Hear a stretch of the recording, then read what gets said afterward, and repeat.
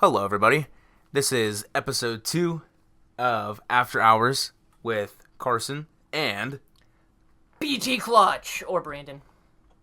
That's right. So, episode 1 came out last week. It was kind of like our trial run pilot. Very unprofessional. There were times where I checked my phone in the middle of it and like a TikTok would play or something. So, I don't think that happened once. it did. It definitely did. The video played and I stopped it. I don't think it came through the final feed, but yeah, kind of unprofessional. But we're getting there. Nobody heard you chewing your gum. That's true. Yep, I put in a piece of gum in the middle of it too. Yeah. That's a big no-no. Let's clarify some things for the people. We're still in the. I dropped my phone. It's okay. We're still in the experimental phase when it comes to the audio. We are attempting microphone number 2 now, because using microphone 1 and microphone 2 proved to be relatively impossible. So, Carson, I'll leave that up to you for this next week off we have to, use your free time and do whatever. But, so we're on one mic again, but this microphone is a little bit better. And I hope the audio doesn't drown out my loud voice. So. Yep, we'll see. And this time around we're catching 3 people because we, just like we promised last week, we do have a guest host on the podcast. We're going to get to her in a second. We're going to talk about, it's a busy week here at 3RK, probably the biggest week we've had in history. A lot of events coming. We have a lot of events in the month of July in general. So we're going to talk about those. I got some new movies I want to talk to you about. Not really movies, but like cinematic experiences. And then what else were you gonna talk? You got like a mind game or something. I got a fun activity planned for you guys. Don't worry. I've given them. They know nothing about it. I know a little about it.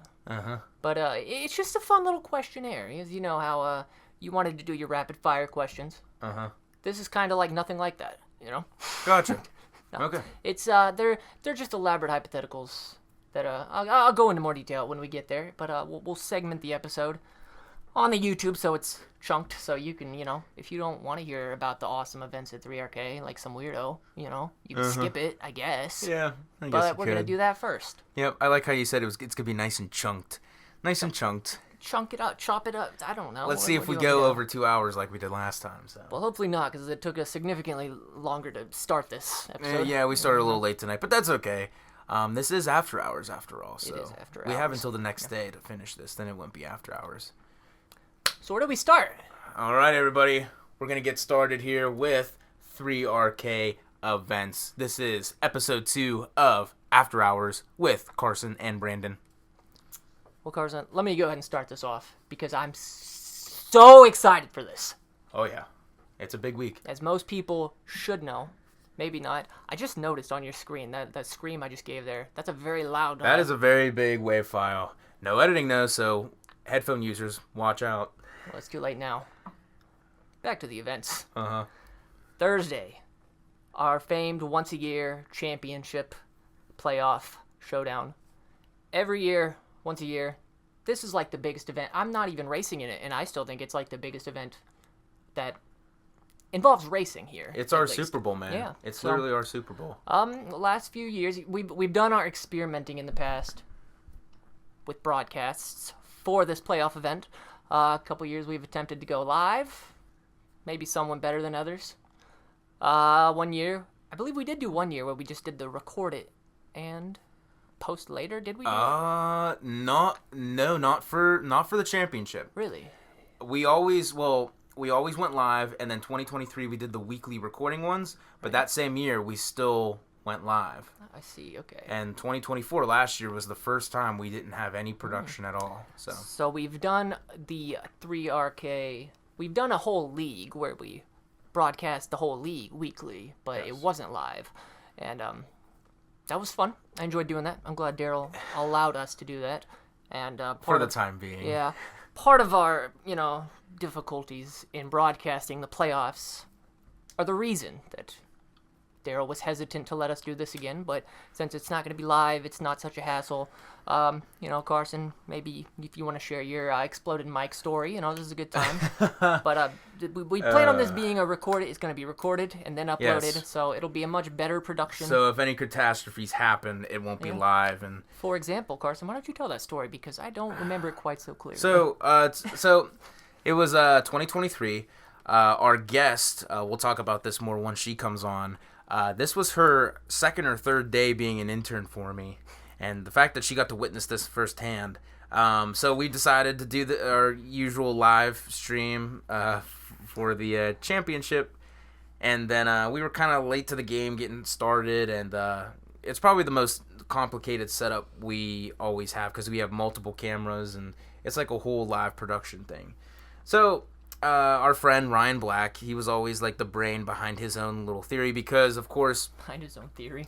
It was a hell of a theory. It almost killed us. Usually when you do live events like this, you use like little Holyland transmitters. You attach one to the camera, attach one to your computer, and it'll send a wireless live feed. But that can't work here at Three Rivers Karting Entertainment Park because of the frequency our electric go-karts give off when they start running. It completely destroys the connection to those transmitters, and you get nothing. It's the transponder that sends the tracking data of the go-karts to the scoreboard, and that's why it's interferes. Yes. Daryl and I were going to start our own broadcasting company because I came from that background kind of, and we just had to find a way to work around it. We kind of had to reinvent the wheel, and unfortunately the technology just didn't exist, except we found a system that was slowly going out of business that ran off of Wi-Fi, and that worked. And then once that system went away, we were kind of stuck again, but then Ryan Black came up with the idea. He found a way to go live off of Wi-Fi using iPads on OBS. We used it in 2022. It was perfect. And it was easy for me to use because I had background in using that stuff, so it was easy for me to learn it fast and switch back and forth or switch to commercials. And we liked it. We were going to do the same thing in 2023, but we were kind of slow to it. We were having technical difficulties and stuff like that. And then Ryan Black had a very, I can't remember what kind of computer he had, but he had a very powerful computer. And he hooked it up to my Yeti, which we were going to use for audio, which we've all done before, so we figured it was just run-of-the-mill, same shit. And then he plugs the microphone in.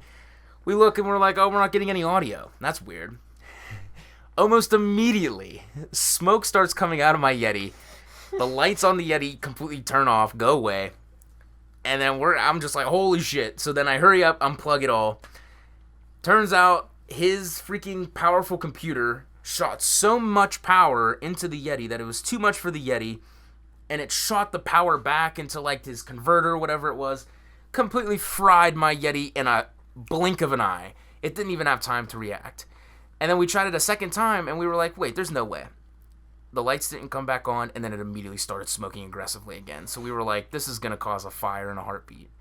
And then that was it. My Yeti was done. I've had that Yeti since I was in college. I've done so many projects on it. Totaled in a second. Did he pay you back for that? Or No, because it was an accident. I said it was fine. Yetis aren't that expensive. It didn't break the bank, but still. So then we were stuck with no audio. So then he ran to like Best Buy or something to go get something. He had a plan B. If you were trying to watch that live event, this was 2 years ago, but still 2 years later, we apologize because we were. I mean, how long were we? An hour late?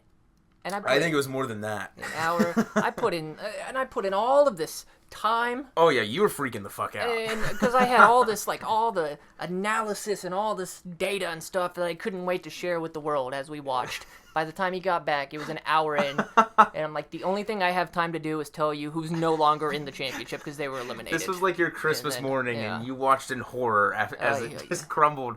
And then, what bothered me more because I got there so early too to put in all this extra work, and you guys were working hard on your technical stuff, and like everyone was just like you said, run of the mill. Nothing was out of ordinary until the microphone and. We had other technical difficulties on top of that afterwards too. There's always and then something. So our social media was blowing up because they were like, "Where's the live stream? Where is it?" So then, I think that's what sealed the deal for Daryl. I think that's what did it for him. He was like, you know what, we're not doing this. So let's just rewind real quick before we go into what the championship turned into after that. Because that was kind of like the end of an era. So it was always the American E-Kart Championship. That was the big group of all different karting facilities coming together, and they did their big Super Bowl championship. And it used to be the playoffs. Yes. So the winner of that night would go to the AEKC. But then the company that owned the AEKC got bought out by another franchise, and then they ended that because they have their own thing. So then 2023, the year the Yeti blew up, was the last year for the AEKC. So after that, 2024, you're coming into something brand new. There's no playoffs anymore. So we were like, what do we do to keep this still alive?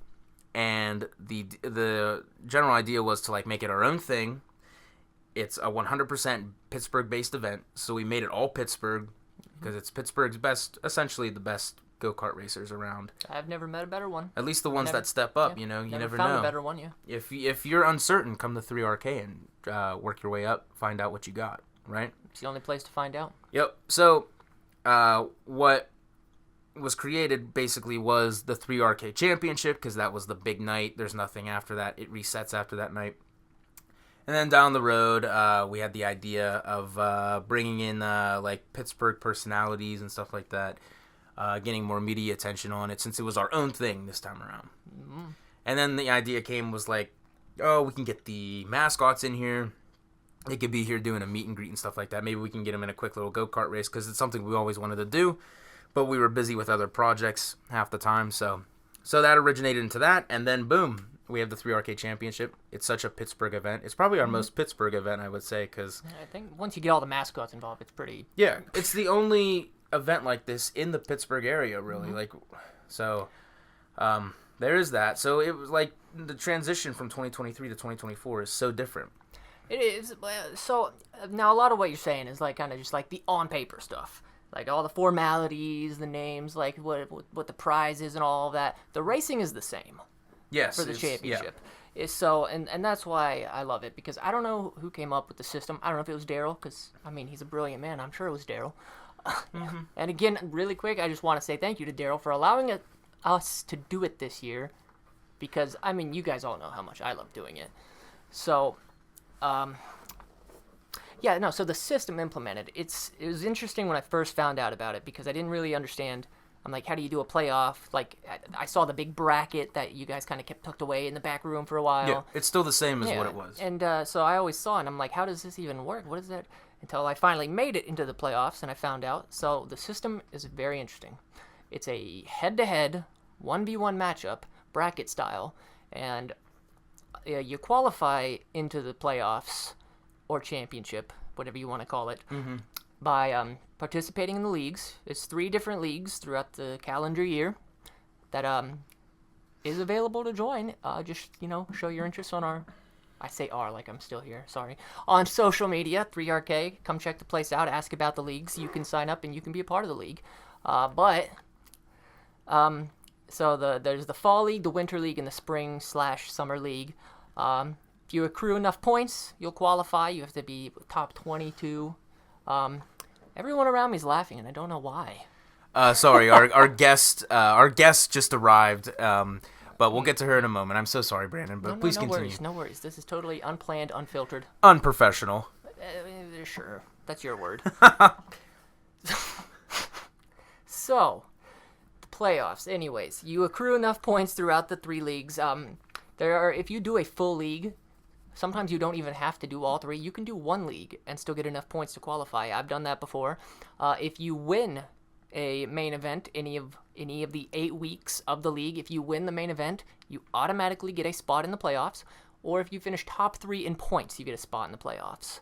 So after the spring-summer league is done, the list goes out. It's emailed to the top 20-ish guys. It's like 24, 25 because of if somebody can't come, there are people on the standby list that will come. And then they're all seeded 1 through 20, whatever, and it's just old school bracket style, like 1 versus 20, or I don't know how they formulate their bracket. I don't know how any of that works. Well, that's coming. We'll get into that before. But that's not my department. before the playoffs start Thursday, we'll have a long intro, and I'll be there broadcasting, of course, the friendly voice that you hear at every playoff. Oh, yeah. And I'll break it down, hopefully better than I've done in the past, because now I have plenty of experience. It's all you, too. I mean, maybe we'll throw in a guest commentator here and there. Maybe I'll pop by. They're not even giving me a co-commentator. It's all you. Man, it's your show now. It's all 100% you. Plus, I'll be busy with the Mascot. So. Yeah, Karsen has a lot of stuff on his plate that day, so I don't want to keep him busy. Absolutely. When you think about it, like, that's all Craig and Daryl's division is the bracket. And Augie and Chris. Augie and Chris. I was going to bring them up, too, because they're a big They do part a of great it. job. They're, like, nonstop on that thing all night for, like, what, 3-4 straight hours going and going? So, now I'll break that part down in a second, too. But so anyways, you get to the track, you find out your playoff matchup. Okay. So first round, you see who you're facing. So what they do for the races, they send it's two of the head-to-head matchups will go out on the track at the same time. So that way it's not too many karts that you're going to be impeding each other because it's all about lap time. That's right. But also if you just do two karts on the track at a time, the 1v1 matchup, it's going to go on all night. So 2 at a time, 4 racers, 2 of them against their matchup, and it goes by lap time. Now, in the leagues, it is position racing, but in the playoffs, it is all about lap time, which makes it even more interesting. So, you do 2 sessions. You run I believe, is it 4 minutes? Or some years they've done a 4 minute, some years they've done 10 laps. Is it sad that I don't even know anymore? No, not at all. Because, like, it changes a lot. The more involved I get with other things, like, I'm so cut off from the racing part of it. It's okay. I don't expect you to have these answers for me. But it's all right. Because these are the surprising things we'll find out on the day of the event. Yes. But the general gist is the same. You will do a session at the same time as your head-to-head opponent. You'll be on the track for 4 minutes, 10 laps, whatever it may be. And what it does is it'll take every lap time that you post in your session. It will take your 2 worst lap times and drop them, and then the average lap time is taken from all of your other laps. So, this is where Augie and Chris come in, and this is where they do so great every year, because when it comes to the simple, what is it called, club speed? Yes. It's just a little too advanced for even club speed to handle. Oh, yeah. Club speed will calculate your average lap time, but it's not advanced enough to account for 2 drop laps, taking off your 2 slowest laps, and then doing the average. That just must be left solely in the hands of human beings. Mm-hmm. So Augie is down there with the bracket, the gigantic bracket. Oh, yeah. It's huge. Chris is there with his system on his computer doing the calculations. As soon as the session's over, he's right to work getting those lap times down. And he will write them on probably on a notebook first, because what then happens is after that first session, they'll come off the track, those 4. All right, another 4 will come on for their first session, and then after that, the first 4 that were on will go back for a second session, and to ensure parity, this is the best part, this is the most clever part of it, the same 2 people will go out on the track for a second session, same amount of time, same concept, but they will be in the cart that their opponent was driving in the first session. Mm-hmm. So they are driving exact same carts as each other, so it's totally evened out. It's about who can handle the same carts better. And that's just the best part of the whole thing. So, that's the gist of it, and then it just comes down to head-to-head, knockout, face the next person, until we deem our champion. Until it comes down to 2, right? Until it comes down to 2. We'll get that one. And then for the final, you get to choose your opponent's cart number. I've seen... I do remember that. Yes, I've seen some interesting strategies here. There was one year, I believe it was Luke and Matt. And Luke intentionally chose the worst cart on the track. So that way, it's just a matter of who can drive the worst cart on the track better. I think it ended up working out too. It was so close. But Luke ended up winning by a fraction against Matt. And, we could get into more detail about, like, our past experiences. The favorite, seemingly every year, Matt, you know him as Renegade or El Hombre, as he changed his name for whatever reason. Oh, I remember that year, yeah. Mm-hmm. I know him very well because he's eliminated me in the second round 3 years. Yeah. And I don't even get a chance to redeem myself. So you've been in this. You've been in this a few times. I've been in 2 of these playoffs. Are you nervous? As a driver or as the broadcaster? Oh, as a driver, As a driver, I'm not nervous until I look at the board and see that I am facing Matt again. Oh. Because you know this, Karsen. Matt's a very good go-kart driver. He is, yeah. He's been to the final round so many times, been so close, lost by hundreds, thousands of a second to Luke. Finally broke through, and that it wasn't last year, was it? It was the year before. Who was he going up against? Oh, goodness, I should remember this. So I remember them There all. was the rematch of him and Luke, and he finally came out on top. 2023. 2023, Yep. so that was the year of our failed live broadcast attempt. Yep. Okay. So he finally broke through and won. That was the last year of the AEKC event you talked about. And so he got to go and go race with the guys at AEKC, and I believe Chicago was where they did it. He said he did not do as well. The karts were a little bit different. That's right. It was Chicago that year yeah. because before then it was Jacksonville, and that's Right. when we did all the build-up COVID years. Yes. So, you said you want to get too much into the past, but I will add this. Do you remember the first time I met you? I think I remember our first encounter. The only thing I recall about our first encounter was I told you that you look like the lead singer of Bleachers. Gotcha. I do semi-remember that, but... Okay. My first encounter, I think... I always remember you coming in with your friends to race, but I remember the night of the playoffs in 2021, I was doing my very first... It wasn't my first broadcast, but it was the first one that I did on my own without any help. You came up, and I was, like, running around doing something. You remember this? I do remember this now, yes. I was, like, in the middle of doing something, and you came up, like, flailing your arms. You were like, they said I need to talk to you. I need to talk to you. I was like, okay, who are you? And you were like, I think, you wanted to, like, guest commentate with the two commentators or something? Yeah, I can't remember what you were asking. I was told, somebody told me, I don't remember who I talked to. They told me to talk to you, but I asked about it, and I said, what are they doing up there? What are they filming for? They're filming the playoffs because I was racing these playoffs. Yeah. And they were like, oh, they're filming broadcasting, and I was like, who? And I don't remember who. Yeah. I don't remember who was uploading this. I don't remember the guy. I think the guy's name was Brandon though, because he had the same Yeah, name it was as me. Brandon. Ryan Black was the one commentator, and it was me running the show. Because he actually, that makes more sense. It was one of Daryl's racing friends. So because Ryan Black did broadcasts of the endurance races in the past. That's right. I did not commentate on those, but that is where my interest was piqued. Yep, that's where it kind of all started in that corner up there. I've done 2 of those endurance events, which, by the way, I'm still hounding you guys and Daryl to bring back just one time, but no one will. But those were broadcasted, and I said, like, that's really cool that you guys broadcast those. I want to, I'd love to be a part of that if I'm not racing, and then talking again, like, if I'm not talking. That's where it started, man. So, it might have been Ryan that told me. To come up to me. Yeah, because he said, they're doing the broadcast again. I saw the cameras, and I don't know. I guess part of me was just like, I want to talk. Well, here in 2020, my first broadcast, it was with Joel. Okay. Joel was one of the OG league members from when I started as an intern.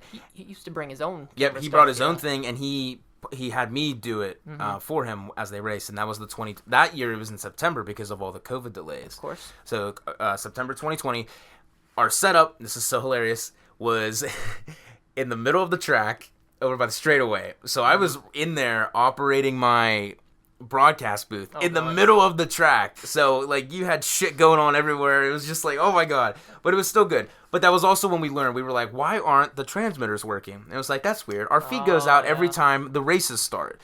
So that's when we kind of caught on to that. So that was the first year. Second year was my own thing up in the arcade. That's when I met you. And then 2022 to 23, that's when we were in what is now the break room doing our own thing. And that's when we became established until it all fell apart in 2023. Well, it's not a break room, it's a broadcast room. That's right. It is the broadcast room. But also, I forgot, I want to add, those weekly broadcasts we did in 2023 were fun. It was fun doing them every week. Course. But some people don't know the behind-the-scenes grueling side for me. Karsen was really going through it. I tell you what. So I had to get them out weekly. And it was like, 3-4 hours worth of footage sometimes, depending on like how many penalties there were that night, and they had to stop the race. Plus commercials. Plus I would have to go in and find little snippets where you fucked up, and you would like put little things in there like, Karsen, edit this out. And so that's why we don't do things live now. Yep, I was hustling 2 cameras, lining them up, cutting it up, adding commercial breaks, all of that. And it was just absolutely grueling. Putting in the graphics, the driver profiles and stuff. So pumping those out was absolutely tiring. I don't miss that. Even Craig and I were talking about it the other day. They were like, yeah, you're really fucking pumping those out.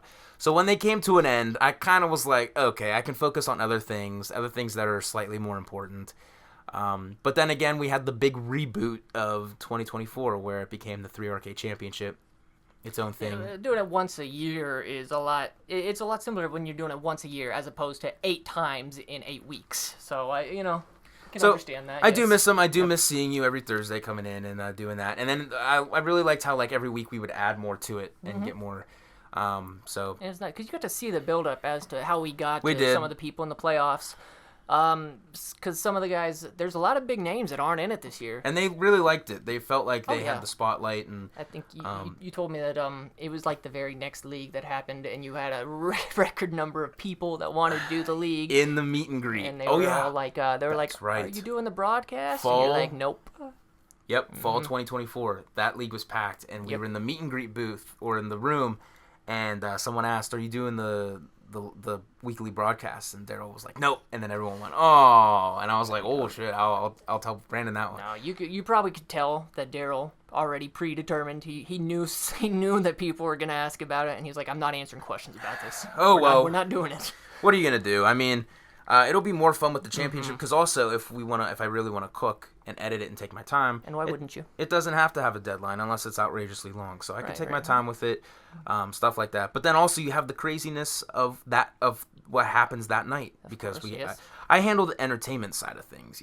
If this was a Pirate game or a Steeler game, I'm planning the halftime show.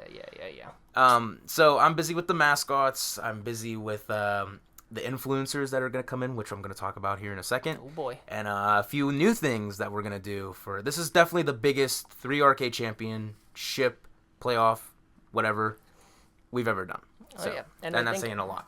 And I think, and you could also, if you wanted to, you could catch it live. You can come in here. I believe you're going to still have the arcades open. Yes, that is correct. Yep. So absolutely free to commentators. Anyone can come. Bring your family and friends. Spectators, not commentators. Right. Spectators. Yes, free to all spectators. The 3RK Championship. The 3RK Championship is this Thursday, July 17th. Racing begins roughly around after 6 p.m. That's not a question for me. I don't know. Around there because we do close the track early. We used to do the track changes, but that won't happen anymore. No track change. So you can come in. Racing, unfortunately, is unavailable to the public, but free to all spectators, family, friends. We'll have half-off arcades in the upstairs arcade. The garage bar and grill will be open, so you can get food, drinks, whatever you want. If you want to participate in an attraction, axe throwing is open, but that's generally like not the popular draw that night. Plus, people love crowding around watching the live scoring and stuff like that. Absolutely. That's the thing about these playoffs is like it's not just random people going up and like one just blows the other out of the water. Like it is very close racing. I mean, yes. From round one, because the way the seeding works, again, I don't fully understand the seeding process, but sometimes you'll get some good matchups in some earlier rounds. But from start to finish, though, I mean, you're gonna see lap times that are hundreds, maybe thousands of a second between each other, and it makes it more exciting because you can't tell who won by looking at the scoreboard because you know that there still has to be the two laps dropped. So whatever the average on the scoreboard says is not going to necessarily be the real result. So you have to watch, kind of guesstimate, like, oh, he did better in the second session. I wonder if it's going to be enough. And you just have to sit there in suspense while the times are calculated. And they make it suspenseful too. They'll write out the first They'll write out like the 19.1 for both of them and then put down like the last number that decides it afterwards because they like to build up the suspense and reveal it. So it all the way down to the end, though, it's going to be super intense, very good racings, the best go-kart racers, dare I say, that the Pittsburgh area has to offer. And if you ever did want to join a league, too, these are great guys to learn from. You can watch them maybe when they're not caught up in the heat of playoff racing. They're very friendly. They're all great guys. They'll help you out. They'll give you advice on how to become a better driver. More so in the leagues than the playoffs. They're kind of locked in, Oh yeah, definitely locked in. Still happy to talk to the fans and spectators. So, man, and that's Thursday. I can't emphasize how excited I am enough, Karsen. And we didn't even get to the big draw yet. The big draw. Karsen, this is all you. Take it away. All right. Y'all ready for this? So, the big draw, especially this year, is, of course, right before the final race of the night, we are hosting the very first Pittsburgh Mascot charity race. We have Wild Thing from Washington Wild Things, Loco from Altoona Curve Baseball, Amo from Pittsburgh Riverhounds, Rock the Panther from the Pitt Panthers, of course. Last year's champion is returning this year, the Pirate Parrot. He won the race last year. And then Romo from our neighbors across the river at RMU. They will be going head-to-head. I got all of them, right? I'm not missing anybody. I think that's Six it, mascots. Yep. 6 mascots. It's one more than we had last year. Last year was kind of like a surprise, spare-the-moment thing. Mm-hmm. So last year it was the Pirate Parrot versus Steely McBeam, Cheese Chester or Chester Cheese, Two of the pierogies, I don't know which. Jalapeno Hannah, and then Iceberg. So it's a fresh slate minus last year's champion. He's going up against all new opponents this year. And it'll be worth the watch, too. He's a, quote-unquote, dirty driver. A dirty driver. He gets a little excited. But, I mean, hey, we haven't met Loco yet. Loco is a pretty high energy. We've never seen any of them race yet. Exactly. We don't know what to expect. I haven't met any of these mascots, except I've worked with Amo before. I met Amo at the Moon Homecoming Carnival, or it was like a pre-school year event. And Amo was there, and he came up to our booth. I got a picture of him with our terrible towel. Super awesome guy. The people at Riverhounds have been so nice to us and so energetic about this event. They've been promoting it a little bit, so super honored to have them here. And of course, the Pirate Parrot, he's a close friend of Daryl and I's. Of course. We worked with him so many times. He's a bit of a diva, but he's easy to work with. Hey, if he wasn't a diva, they wouldn't have chosen him for the Pirates. Plus, I work with you on a lot of my projects, and you are not very easy to work with. I don't try to be. I'm kind of like, a pro when it comes to difficult people. Okay. But, I mean, the Parrot, we go way back. He's been here, raced, he won. We were in the holiday parade last year with Jagoff. He got into a cart. We were the last group to be in the parade before Pittsburgh Santa came on. So it was fun seeing him again. And then we also met Oliver Onion that night too. So as far as mascots go, those are the ones we've worked with. So brand new to our slate, Romo. Super excited to meet Romo. Rock the Panther, Loco. Loco is very, very excited to come. Coming all the way from Altoona. So, I mean, what does that tell you? So they really wanted to be a part of it. They reached out to me. Excited to meet Wild Thing. And then who else? That's all, right? Yeah.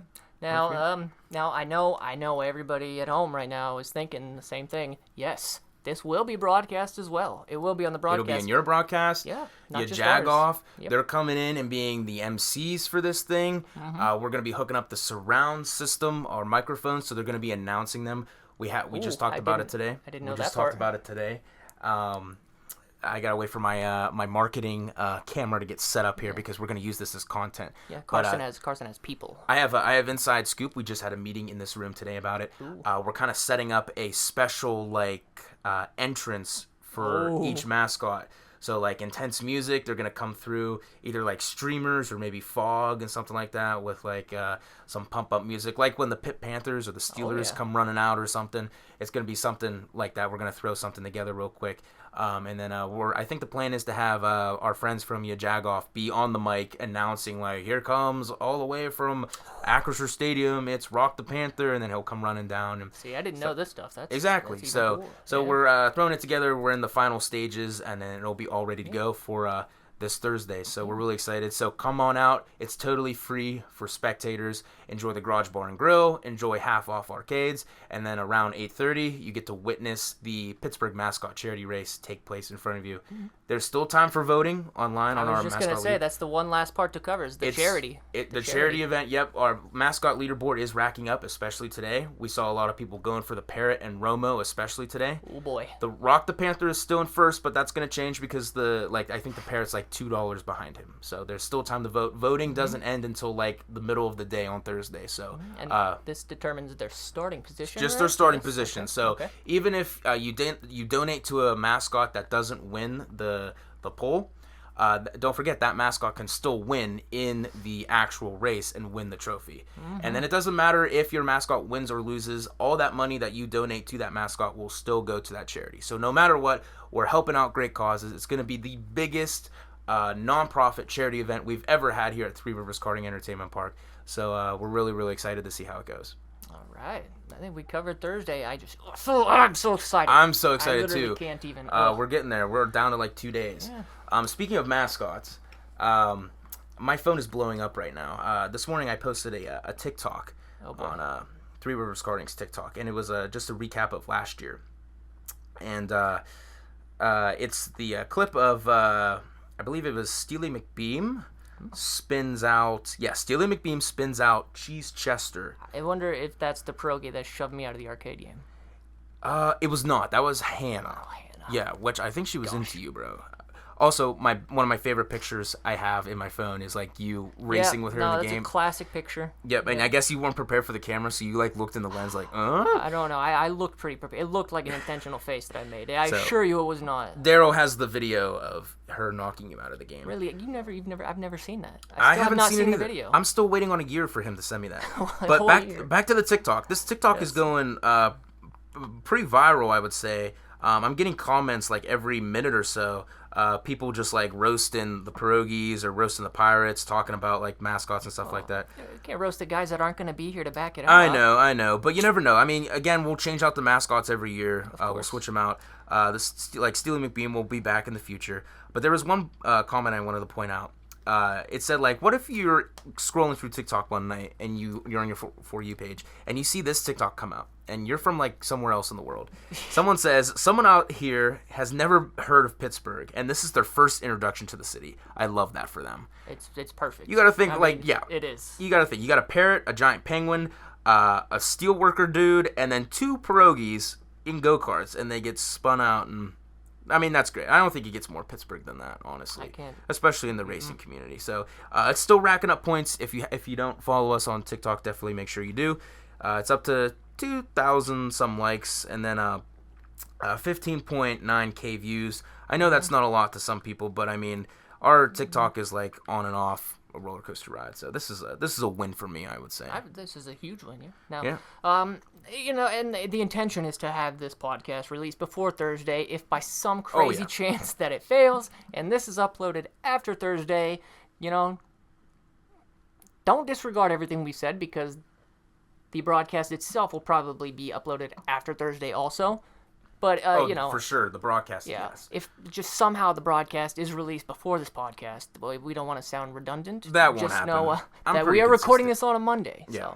So, you're consistent, but technology's not always consistent. You never know. But these podcasts are actually pretty easy, so that's what I was worried about. How much editing did you do in the last one? Not much. I edited the thumbnail, and that was it. And that was an adventure on its own, too. It was. We'll get more creative through the process, but... So, to wrap up the championship talk, I just have one more question. Yes. Which mascot are you rooting for in this race? Oh boy. It's a tough choice considering I've never met any of these except for the Pirate Parrot. Yeah. Now if it was the same returning cast of characters, I'm all for Steely McBeam. Yeah. Steely McBeam was just a chill dude. You're an NFL guy too, so I am, so maybe there's some bias, I don't know. Yeah. But also another playing factor is the charity that's linked to these mascots. Of course, yes. I know a lot of people are going for Romo because the RMU charity that's linked to him is for veterans. So I know that's very important. That's very important to me. Yes. So you could be going for that. Let me think here. Again, a lot of people. You don't have these memorized yet? Not the charities. No, they're all going to the organization. So the Pirates charity is for their local miracles.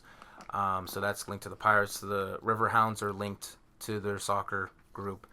And then, but again, the Pit Panther goes to the Pit Pantry. So that's also a lot of food. So they're all equally important to a lot of people. So yeah. So in terms of charity, I'd say I wish they could all win, but I find myself often being the guy that roots for the underdog. So, I'd have to go with one of these guys that maybe doesn't get enough, recognition. Right. Okay. And to me, I think the Wild Thing is in last place as we speak. So, who knows? I mean, Romo was losing, but he shot up today. So, Well, those, I'd probably have to go between one of those two, Romo or Wild Thing. Romo or Wild Thing? Because, I mean, they are, like you said, your next door neighbors. I drive by the RMU, I believe it's the athletic facility every day on my drive here, so it's cool to see them. I think, didn't JoJo's like on the bowling team for RMU, Yep, right? Jocelyn So, Hibbard, our very own graphic designer from RMU. She actually hooked us up with Romo. She got the Really? connection, yep. So, truly thankful. I, myself, cannot tell anyone who I'm rooting for. Oh. I don't want because if that mascot wins, I don't want to deal with the backlash of like, Karsen you rigged set it his up. system, man. I mean, if I really wanted to rig it, I would just donate a bunch of money to that mascot. That's the only way I could rig it. You can't fake the donations in the system. Maybe. You can't. Okay. So, but I'm keeping my mouth shut. Maybe I donated the same amount to all of them to get the ball rolling. You never know. Start shelling out money, Karsen. I know. I care about all of them. I care about all the charities linked to them, and I'm rooting for all of them, and I'm just happy that they're here, and I hope they have a good time. So, final answer was Romo and Wild Thing. I'll go with the local guy, Romo. I think that'll be my official choice. There you go. You heard it here, everybody. So we'll ask our guest when she comes on who she's rooting for. Absolutely. Alrighty. So Championship talk. That's kind of wraps that up, right? that wraps it up. Yeah. Are we ready to bring in our guest? Are we ready to bring in our guest? That's Alrighty. all up to you. Our very first guest on After Hours. I feel like we should do the Ellen dancing thing, but we'd get copyrighted, and I've had my fair share of copyrights for this month. I don't know, quite frankly, how you haven't gotten more copyright problems. Well, I've been banned twice worldwide. So, but I also want to point out, I've never mentioned this. Have I ever talked about our overseas audience with our 3RK videos? You may have mentioned to me that I believe one of our most popular countries was a country that I was very baffled by. Yes. Thailand, Malaysia. No. So, according to the charts, Okay. our number one most viewed overseas country for all 3RK videos. I was gonna say, is this for Instagram or YouTube? This is for YouTube and Facebook. Okay. Because I've done the charts. Okay. It's the Philippines. That's right. The Philippines love me. They love The Last Ride. Maybe they love us, Karsen. Possibly. Maybe they just love 3RK. Come on. So there's that, and then I can't remember the other ones. The second one was like, I think either Thailand. I think Thailand was close. China's very big, and then the UK. But the Philippines is our number one overseas audience that is not the U.S. So, Wow. I mean, maybe the Last Ride sequel will have some overseas product placement in there, Maybe we'll have some overseas screenings, stuff like that. I just want to know what about me that they, attracts them. Or maybe I just mistakenly fall on their For You page. I don't know. Either way, we appreciate the views and the fandom. Absolutely. It's nice to know we're being spread out there. Yeah, absolutely. That's so cool. When I first found that out, it's so cool. And every time we release new content and I see those charts growing bigger overseas outside of the United States, I honestly feel honored. And I think it's really cool. Yes, you should. Yeah, that we're hitting, we're going worldwide. Yeah. Our next movie's going to have dubbing. We're going to hire Dubbing. Yeah. Oh, my goodness. And then we'll really blow up, man. It'll be great. Well, I think we've kept her waiting long enough, Karsen. What do you think? I think so. Alrighty, let's give a warm welcome, not a round of applause because we'll probably peek in the microphone, to my fourth intern here at Three Rivers Karting, but she was my second to last. And she was the one who joined 2 days before the microphone blew up. It is Lexi Mizzelle. A lot of you know her from a lot of editing work. She does a lot of editing, but her main draw is all the artwork that you see in the facility. She just showed me the front sign, the decorations, Yep. all of that too. All the mascots, all the names. We're going to talk about Wheelie, the creation of our unofficial digital-only mascot of Three Rivers Karting. So here she comes. She's scooching in right now. Here's Lexi. Yep. Lexi, say hi to the world. Hello. 'Tis I, Lexi. Oh, dang. I hate when she says that. Oh, It's a so great cringe. introduction. So So Twas. No. Okay. Anyway, so Lexi and I have a very interesting relationship. We have nothing in common, really. Some things. We fight like a married couple a lot. As you should. Yes. But, I mean, she's been here. She just crossed her 2-year mark. I sure did. She started in July of 2023. I think it's actually this week, actually. Because she started 2 days before the championship. The championship is always the third Thursday of July. So you just... Oh my god. Wow, we just realized that now. I think you just crossed your first day mark today because it was probably that Monday you started. Monday or Tuesday. That's crazy. So congrats. Thanks, man. You crossed 2 years. I love being here. Yeah, you made it 2 years. So let's think about everything you accomplished since then. I would, well, whatever you want to start with. If you had, I would love to hear the story about your take on that whole first, because you said that was your first big event or project. Yeah, that was like my first big was the project. playoff. And I felt bad. I'm sitting there doing all my little analysis while all the tech is falling apart, and I just... Yeah, she was. Right. I'm like, it's usually not like this, I swear. She was probably like, who the fuck am I working for? But you know, that's it. I even told her that night. I was like, it's not normally like this, just so you know. And then she like took a back seat. She just kind of observed. She worked the live chat. I was gonna say, night. So what was she tasked? What were you tasked with on that particular day? Do you remember? Kind of. So I remember going through and trying to help with the setup. I know Karsen brought up like the iPads and everything. And then since I learned about OBS in college, we were trying to figure all that jazz out. And as he said, we were having a little bit of issues, microphone-wise, everything like that. It did get a tad bit overwhelming because the electronics issues and a lot was going down. So I did take a seat and was just kind of focusing more on the comments while Karsen took over. It's always good to, at least for your first thing to happen, and then just know in your head, like, it can't really get much worse than that, at least. So, you know, that's a good I wasn't start. going to throw her into that. That's not right. No, yeah, no, Karsen I was know, a really but big help. Yeah, Karsen was running around like a madman. I mean, I always am. Yeah, it usually is. I have but my days. More so than usual. On You this know, it's a day, big so. day when it's like that. It's usually the 3RK Championship, the couple days leading up to Karts in the Dark opening, and then I would say when we're setting up for Christmas or the holidays. And that's about it. It's those big three where it's like, you know, your legs are numb by the end of the night because you're just running around. Like crazy. So any cool project stories you've been involved in or crazy nonsense that Karsen has made you do for him? Yes. I'm sure there's a lot. Should we start from the very beginning, probably, and work our way up? I mean, sure. I mean, like, the first projects you really gave me were more, like, TikTok stuff. I remember he, like, came up to me one day and was like, hey, you good with food photography? And I was like, I mean, I guess. And then we were promoting our Eliminator because of the Barbie movie, and our Eliminator was pink.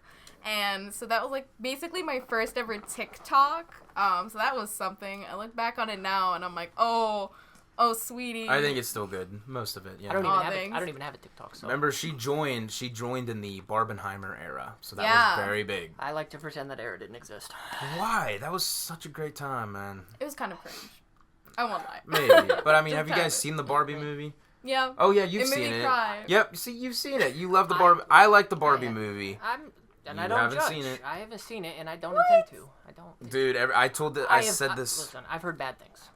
I understand that. And good things, but bad things. I've said this last episode. You play Dance the Night Anywhere, man. Yep. Karsen does his little, like, jig. I where do he, like, moves his I do the dance and... Ryan Gosling did in the movie. I don't do it very good, but it's, oh man, great time. I think that was the song of 2023 right there. But and it makes me think of you, honestly, because that's when you started. You started in that 2023 summer. So any 2023 summer song correlates with you and stuff like that. So, but starting back before Three Rivers Karting, kind of get into like your backstory on like how you got into how did you end up here? Yeah, video production, marketing, stuff like that. I mean, we have something in common, don't we? Yeah, so Karsen and I actually went to the same college. It was Pittsburgh Technical College. And I was really into, like, animation and movies and everything. And so sorry, Karsen's making me laugh. So I actually found out during my interview for here, because the college hooked me up with this place, that Karsen went to the same college as me. And so when I came in for my interview, we really connected because we would talk about our old teachers, projects that we used to do, and then it just kind of like clicked. I was like, okay, this is gonna be a lot of fun. So what was the first like major Major project here that was like solely your responsibility. Or is solely yours as it can be. I mean, he's basically solely mine. I would say Wheelie. I love Wheelie to death. I want to hear about this one, actually. Yeah. Yes. So Karsen actually approached me, and he was like, hey, we need a mascot. He's going to be cute and everything like that. Not very detailed at all. He was just kind of like... Karsen never is. I want a tire. And I was like... A tire, and he was like, yeah, just a tire with eyeballs, and it'll be fine. And I was like, okay, I can try to make that work. Not gonna lie, when I first started into the project, was not into it, and you could tell because the first drafts are so rough and so bad, and then I started falling in love with the character, and it just, he's like my little baby, and now I just kind of do whatever I want with him. And Karsen will be like, hey, can you do? And I'm like, already done. Yeah, and we've had a few versions of him before he became the official way. Yeah. You tried different art styles, stuff like that, and then So sure you say enough, he's exclusively virtual, is what you said, or how does? yes. So he's not like a mascot that's going to be a costume character. He should be one day. He I should know, be right? one One day. day. You never know. I mean, you never know. There's things we have here now that if you told us we'd have 3 years ago, we'd be like, no way, impossible. Yeah. So you never know. Yeah. But as of right now, he just lives in a digital form on social media and signs and stuff like that. But he looks great. And once we had our final version, he became everywhere. He was dressed up for every holiday, stuff like that. He's the face of Trunk or Treat. He's all over the bar, posters. Yep. So where does one who does not know of Wheelie encounter? Can you find him on just going to the 3RK social media page or the website, or? That's pretty much it. I mean, you could see him in a few pictures decorated in the facility and stuff like that.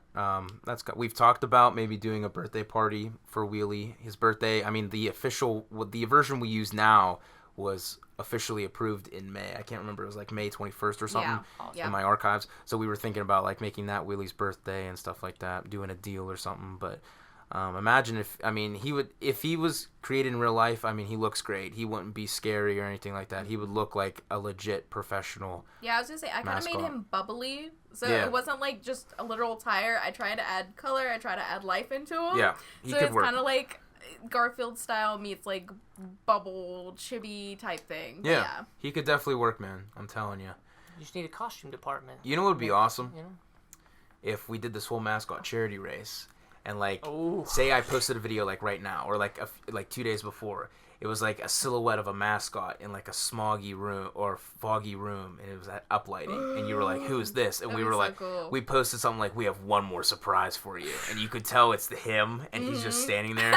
It's like, holy shit, and we don't reveal him until the night of the championship, where all the and we're like, and ladies and gentlemen, we have to. It's my honor to officially show you, and that's the first time people see the official Wheelie.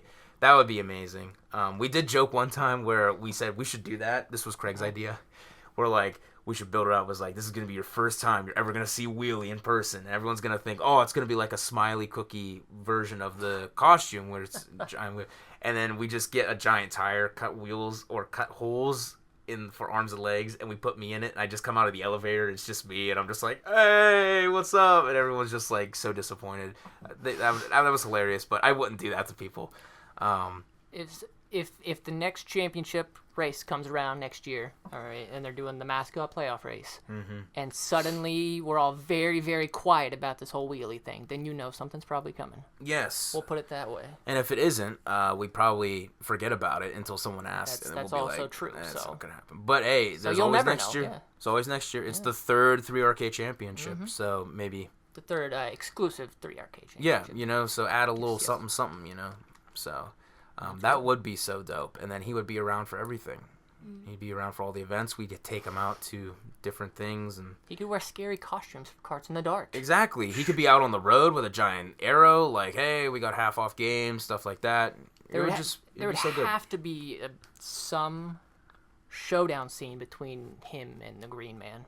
Oh yes. Oh, that's 100%. right. It just has to Oh happen. my It God, has it to could be like happen. Peter Griffin and the chicken. Oh, God, you guys yeah. would just be fighting. Just the most random rivalries of all time. Yeah, I could see Willie like Yeah. popping his arms and legs into his tire, and he does like a roll move, and you're just like, oh, Like it's Sonic? like, and then it's Yeah. like Indiana Jones. You're like running from the boulder, and you're Yeah, like, yeah. Willie, stop! This is not fair. Yeah, I'm like in a race and I win the trophy, and then he steals it from me, and then Yeah. I'll be like, my obsession's not gone, and I Yeah. just chase him down. Like and, we pull out the big guns, yeah. Yeah. Um, And then that'd be Midnight's cool. looking out through the window, like, I thought we dealt with this. And then, and then we, and then like his hole could be a portal. Hey, my Daryl. goodness. Daryl did say he wanted to Spider-Man continue jumping on. out. He You know, just pops Spider-Man out of him. Daryl did say he wanted to expand the franchise. He did. That's true. Did I tell you Series, that? I told you that, right, Lexi? Mhm. Before he really saw it and he really saw that it was the last ride, he was like, "This is gonna be like Fast and Furious. I want spin-offs and sequels, and I want every sequel to be the last one, but it's not really." And I was like, "Dude, I'm game. Like, totally. We could do series on YouTube where it's like man. episodes of a certain thing. Dude, let's do it, man. But we'll see what happens. We'll take it at a time. But I think the last ride was kind of the start, even though it was the end. It could be branched out easily. The end can always be the start. My friend wants a Midnight movie. I would like to know his origins. Did we mention that last time? Where it's like Midnight's Kind not. of clarified how he had no origins, but Yeah, that, and we also touched on like he's not really dead, so he's he not could. dead. And like you cannot make any of it if you're not going to put Dr. Chicane in it. Yep. Oh, yes. I It's mean, gotta be in Dr. Chicane could have his own movie. I need to know. Midnight I need to know at this Dr. point. Chicane's story. Yo, you could make anything out of anything with that, so I think we kind of really planted the seed for that. So, speaking of the last ride, Lexi was a big part of that. She was there for the production of it. Lexi, what's like what was your favorite night of filming that monstrosity? Would you say, or like maybe what's a funny story of? Oh, okay, yeah, I got one. So I really enjoyed when we were filming in the arcade. Brandon was running around like a chicken with his head cut off. It was so freaking funny. But Brandon was like, wait, I have an idea. Can you just like chuck beach balls at me? And at first I was nervous, but then I was like, you know what, this will be fun. And so like we did just a few takes of me just like punting and like just chucking these things at him. And Brandon is such a fun guy to work with. He's so funny, like, and he's so professional too, because like at one point he accidentally hit his head off the couch. Oh yeah. And I freaked out because I was like, "Oh my god, are you okay?" He goes, "Yeah, I'm good." That shot is that, in the final I was gonna movie. say, is that the final? Because You can't really. It doesn't look as bad on camera from but our every- angle. Every time I rewatch it, I feel it.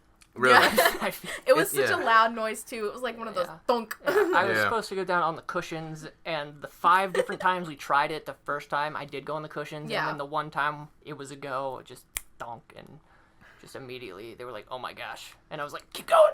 But Yeah, he it's did. good. It looked like an aggressive, real fight. It was. Makes you cringe a little It bit. was. So, But it was tons of fun. Like even when they were like hitting their heads off the button and everything like that, it was just like I it love was that so movie, funny. yeah. I was trying not to laugh the whole time. I was just I'm reminiscing like every fight scene in any comedy movie I've ever seen. Like the punching bag in my face thing Yeah. was awesome. yeah, that was good. Yeah, I'm just glad we didn't break any arcade games. we did not. No, we didn't break any Yeah, arcade we hit games. some of them pretty hard. I We hit my did. head off one of the buttons pretty good. We didn't break anything except in the first movie. It's sitting right here on my desk. The golden go-kart. We had one casualty. I had to pay for it. Yeah. The shot of Brandon coming out of the fence cage in the first one with the frisbees flying everywhere. That was worse than my head hitting the thing. I swear. That was so bad. If you look back, he does not have the trophy in his hands because he dropped it as he was stumbling out of the gate, and he broke the one wheel off of the trophy. So So the story, I don't know if Lexi knows the story in depth. It was I'm hiding in the back room where it's just a big cage. It's a big fenced cage up there. yeah, it's a storage area. It's for very us. odd. I've never seen that in a building, but it is a warehouse, I guess. So, Mm-hmm. but it's fenced off, and it's got it's covered up with like some sort of Tarps. curtains or tarps. Yeah, tarps. So it's like a storage area, but the fence opens. You have to unlock it. It was unlocked when we did this. So Karsen said, "All right, the scene. What you're gonna do is like you're hiding in the storage room. You got the trophy, and then we'll just you're gonna come like busting out of it. It's part of the chase scene." And I'm like, all right, let's just let me stack up a bunch of nonsense in front of the fence, like some of these extra like arcade game balls, just little things. Oh, yeah. Put it near the door so I can like burst through the door and it can all fall down. He knows what I like. Yep. So it was all set up perfectly. And I think it was just like first take. I was like, all right, ready, roll it. So I was gonna just come charging out and just storming out, kind of maybe stumbling a little bit. Everything's falling around me. and then I was just going to keep on running. What I did not account for is how heavy that fence door is. Yes. That I did not. And it doesn't open all the way. Yeah, I did no practice runs, anything like that. We did that in one take. I ran through, and I slammed into that fence. And, like, all of my momentum stopped immediately. I thought, honestly, for a second, I'm like, did you put something in front of the gate to keep it closed? Everything fell down, and I did stumble.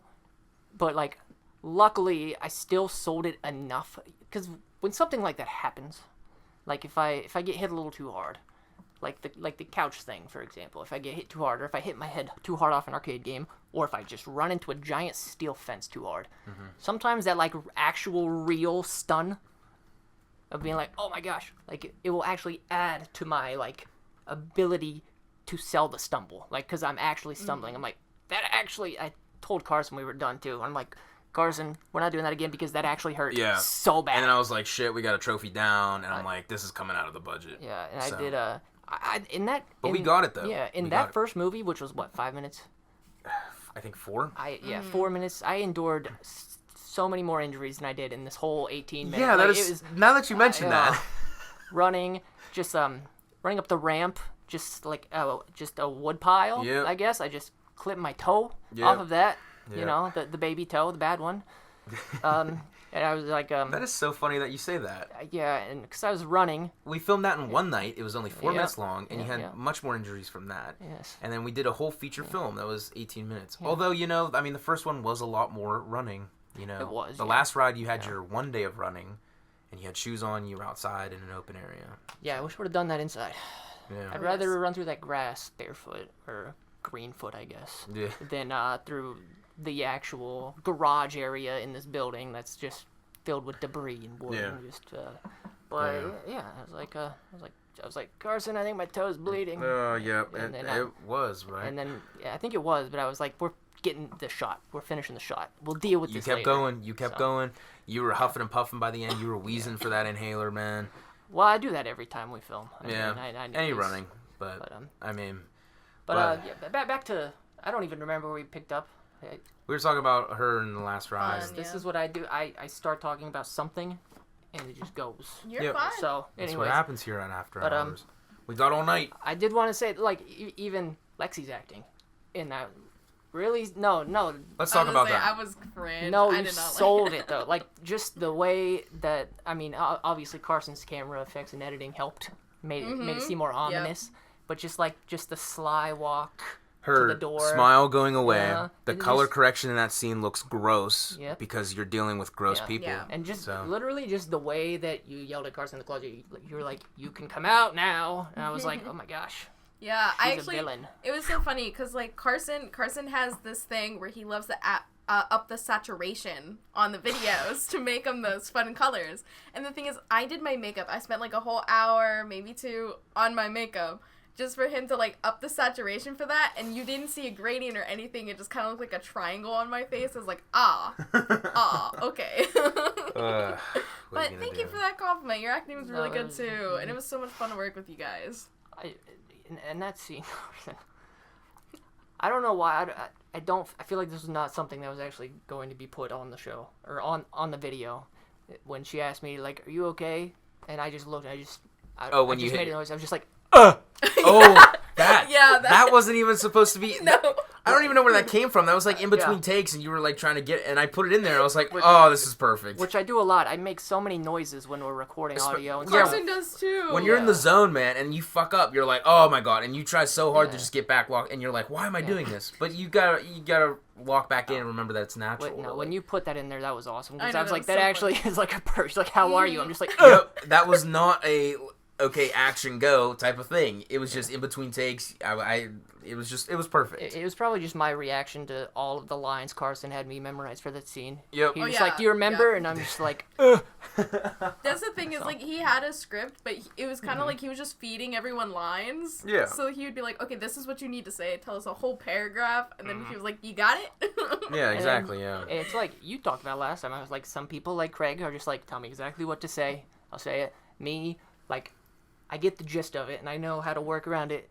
but then every now and then I'll have to be like, I'm like, Karsen, give me some your computer. Your computer. Yeah, it is does spazzing. that. Just so anyone knows, my computer screen has been doing this like glitchy. It's a strobe flashing light. thing. Yeah, don't look at it. You'll get a. Okay, headache. okay. No. I didn't want to be concerned I didn't know if something was happening to. It might be. Who knows? Okay. Oh, great. But. You improvise. Oh yeah, no. I Plus you and Anthony. Yeah, and I have Yeah. to like. All I'll do is I'll look at Karsen. I'll be like, Karsen, you told me the whole line, but I need context. I need Yeah. context. How should I be feeling? Yeah. Am I worried? Am I panicking? Like, what am I reacting to? Whereas someone else will just recite the line. Yeah, they need to know exactly what they're saying because they're gonna Yeah. screw it up anyway. I think my next movie, I think I'm gonna do Transformers. Okay. I thought we were doing Bad Boys. Oh well, someone else is doing that. A new director's taking over my last ride. Yeah, what was that? What was at the end of the video? Where were you hinting? So at? that Is was like happening? So, absolutely, it's gonna happen. If you look at how well Last Ride did. So I mean, it was again like I said last time. These are homages to Michael Bay. Yes. So what's one franchise we could lock in with him that could be kind of realistic on the same page as what we're doing. And that, of course, was his very first movie, which was the Bad Boys movies. Don't call me stupid, but I had no idea Michael Bay was involved in that. Yeah, Oh, me neither. He The had to first tell two, me. first two. Well, the first one was his very first Hollywood movie, so that's like early Michael Bay. He wasn't like off the rails. Bad Boys 2, that is textbook Michael Bay. The freaking theme song they did, the rap song they did for the movie, plays like 15 times in the movie. They have that whole scene where it's just straight action through the Hummer, all that stuff. The dead bodies falling off the truck and they're running them over and like heads are falling off. And the rat scene, the inappropriate rats mating scene, is just 100% Michael Bay. It's a good time to mention I have not seen it either. I know. I figured you They're haven't. good. But All They're the good big ones. movies that everybody like you would just expect have seen. But like I have not seen any the of them. two recent ones, the two brothers, the two different directors, they took over from Michael Bay. And they've been doing a great job. They kind of like dial it back a little bit, but they make the story a little bit more, like I would say, better, a little less crazy.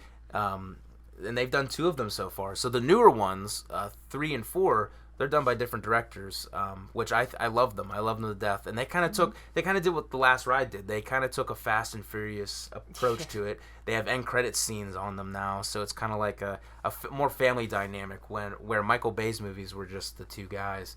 So, and then Michael Bay makes a cameo in each one, and every time I see them, I'm like, okay, where's the Michael Bay cameo? Like Stan Lee. Exactly. So I'm like, I whoever miss Stan. whoever takes over the Last Ride film franchise, maybe I could just make fun cameos here and there. So, we were talking about this the one day. I said I was gonna do Transformers. Yes. We were just spitballing here, and Okay. they were like, "Oh, dude, 100%, Brandon Lambert's gonna voice a Transformer. He's gonna voice like the comic relief character." And I was just like, "Dude, absolutely." He probably won't be in the movie much, but he'll come in as like a little robot, I'll do voices. I'm fine with Absolutely, that. you can. I can see him like he transforms into like a freaking like Nintendo DS or something, and he'll come in like, "Oh, what are we doing here?" Like the I've only seen like the first two. It's just like Yeah. the little guy that. Yeah, he comes in like. So, and then think of like Anthony Capp playing one. Like, come on, dude. Gosh. Oh, which by the way, we're gonna segue real quick. I'm gonna keep this short. Okay.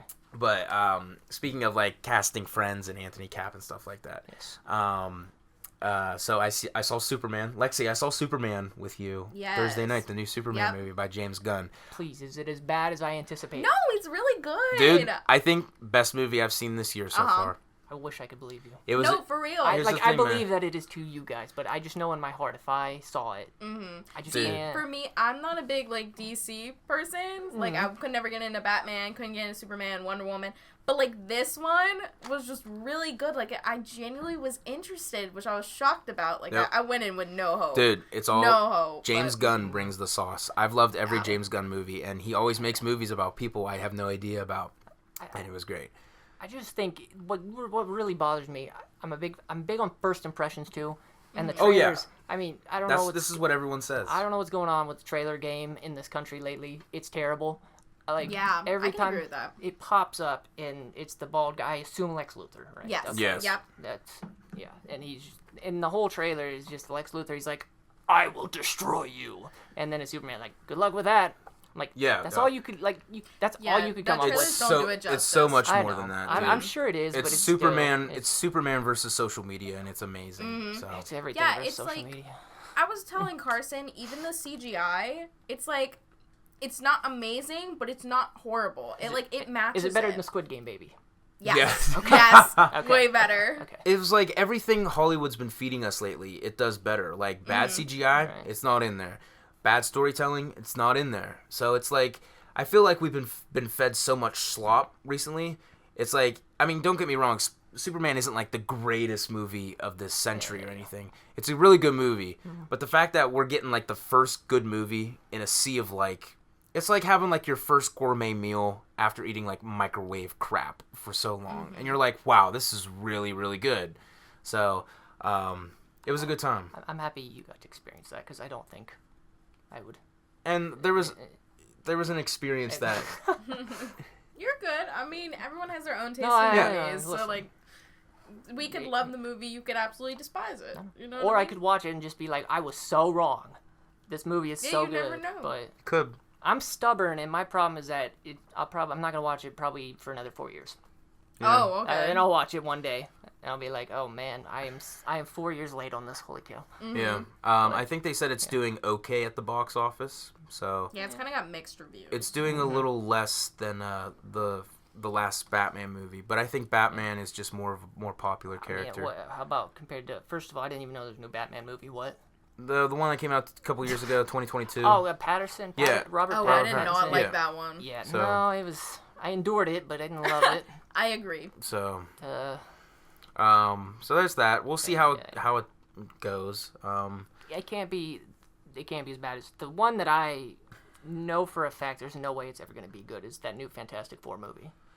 Really? They It looks released so bad. they I released- can't even like wrap my head around it. they released a clip today that kind of got me intrigued, but I'm not gonna say it because it's Yeah.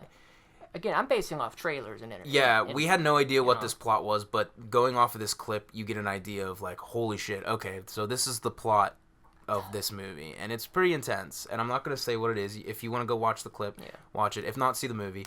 Plot might be goes up. awesome. It's just the acting looks atrocious. Yeah, don't I know, have man. to say, I love Pedro Pascal. I adore that man. But, like, when I saw what character he was playing, I was kind of like, oh, sweetie. I really liked, in the Doctor Strange, what is it called? Multiverse of Madness. Yeah, John Krasinski. I really liked his. I know he barely had a part in it, Yeah. but still was like, he matched the character. Plus, people have been wanting him to play that role so long, so when Yeah, he finally really. showed up, it was finally happening. But And then Pedro came. And like I said, love Pedro. Worship him. We love him. But I don't know about him in that role. yeah, He seems like an actor. Like I feel like I like him, but I haven't seen him in action. Like there's nothing Yeah. that I'm like intrigued in that he's in that I'm like I want to see it. Like unless unless there's a movie out there that I've seen that I love that he's in and I just totally forget, which is very likely. But Well, like for me, he can literally be any character. Like he was in The Mandalorian, correct? yep. Am I wrong? He was in Kingsman. He played like a cowboy, which was really cool. It was like a not like, I don't want to say modern day cowboy, but it was kind of like a hip cowboy, if that makes sense. He's a Mandalorian who is like kind of more serious. I've seen him in like SNL skits. He's freaking hilarious. This man can do anything. he's versatile. Yes, very. Carson, I believe you said you also wanted to mention the F1 movie. Yes. I want to hear about this. So I did a double whammy over the weekend. Okay. We saw Superman on Thursday, and then Anthony Capp, who plays Dr. Chicane, Of course. he saw F1 on Wednesday night, and he fell in love with it. He was like raving about it. So we kind of did like a trade. I raved about Superman. He was not interested in Superman. Okay. He went to go see Superman on Friday, and he called me at 2 a.m., and he like gushed out about it. He loved it and talked about it. We talked. So he was like, hey, man, after work tomorrow on Saturday, do you want to go see the F1 movie with me? And I was like, okay, go for it. I'm not interested in F1, but again, I'm into a good movie. This is the same director that did Top Gun Maverick. Oh. No CGI. They filmed in these real cars, real events, stuff like that. So he asked you to see it after you already saw it once? Yes, he went to go see it a second time. Like with me with Oppenheimer. Yes, Yeah. with me, we're about to be us with Superman because I'll get to that in a second. But F1, I enjoyed it. It was a very good movie. But I think it's just a little bit below Superman. to be honest. Well, see, the thing is, I'm not big on F1 for as much as I love racing, so Karsen knows that already. Also, sometimes there's roles, and I'm not, listen, do not take this as me saying I do not enjoy Brad Pitt as an actor, okay? But there's some roles where I'm just like, that's not you, man. It's not you. Yeah. And I haven't seen it, so I don't know fully, but like Moneyball. Yeah. Amazing in Moneyball. But, like, there's just some that, like, him driving an F1 car, it's just like, maybe it's not so much his acting as it's just me recognizing him as Brad Pitt driving an F1 car. I'm just like, I don't buy it. I don't buy it. It's all real, and you could tell. The cinematography's great. Yeah. The soundtrack was really good. Anthony played the soundtrack in the car to and from the theater. I heard the one song by what's that popular? I forget her name, but we all know who she is. I listen to because there's like artists. No. Tate McRae. Oh. Yeah. She has a song in there, and there's some artists I'm like, I don't like them, so I don't like their music. Oh. But then the song from the movie that she made, and I'm like, I hate that I like this. Yeah. I like this song. Pretty good movie, I would say. Do you have a good memory of the movie? What was they said the first scene took place in Daytona, right? Like Daytona racetrack area? Yes. Did it? Oh, yeah, it did, yeah. What, do you recall what the scene was like, what it included? Like what? He goes out, Brad Pitt's character he doesn't stick to one form of racing. Okay. He'll go to a place, hey, I hear you're looking for a driver. Yes. He'll go, win or lose, whatever. Actually, I think his thing was once he won, which he wins the race in the beginning, he gives the trophy to someone else. He's not interested in that. He'll take off in his van. Everyone's like, what, you're leaving? Aren't you going to stay? And he's like, nope, I got other things to do. And he'll go off on his own, and then he'll join something else. He won the first race in the beginning of the movie, gave the trophy to his friend.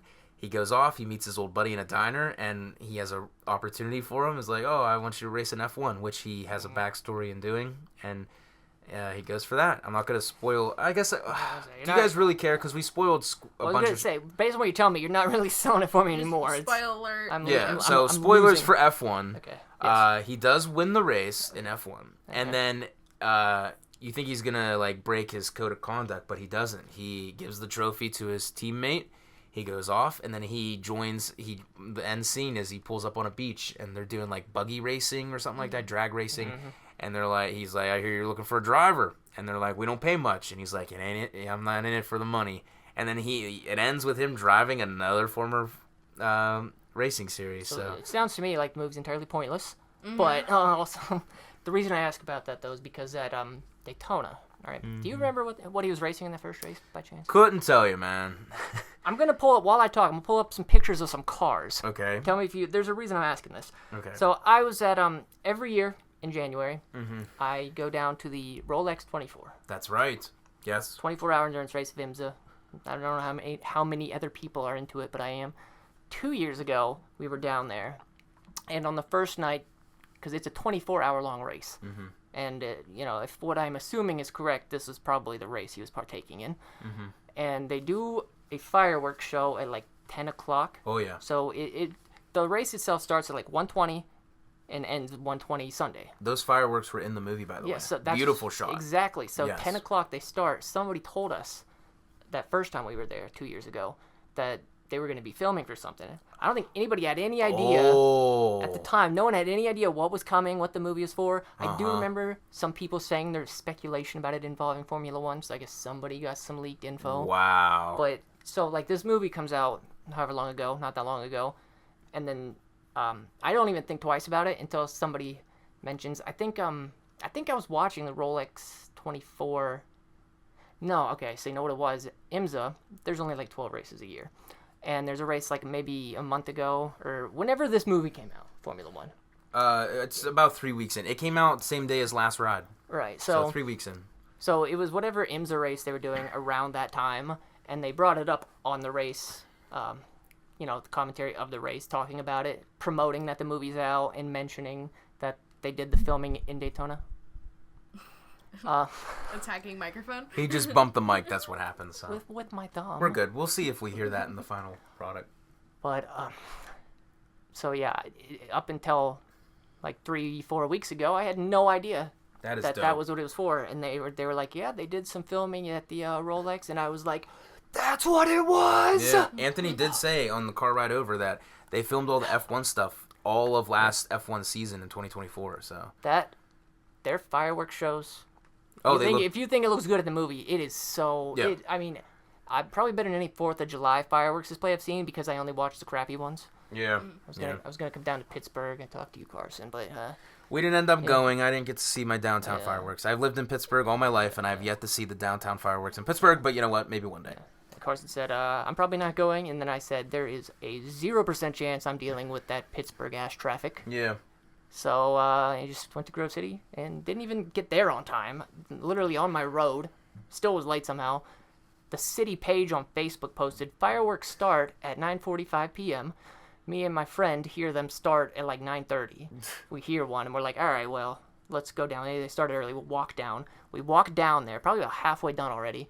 And my friend jokingly says, like, oh, maybe they accidentally they end at 9:45.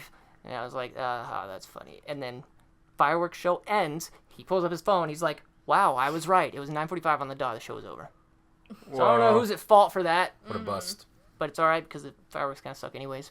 But yeah, no, the Daytona fireworks, oh my gosh. Yeah. What an experience, huh? It was. It was cool to Still see. not gonna see the movie. Speaking of experiences, I want to bounce back to Superman. Yeah. Lexi and I had a very interesting experience because we've never felt this before.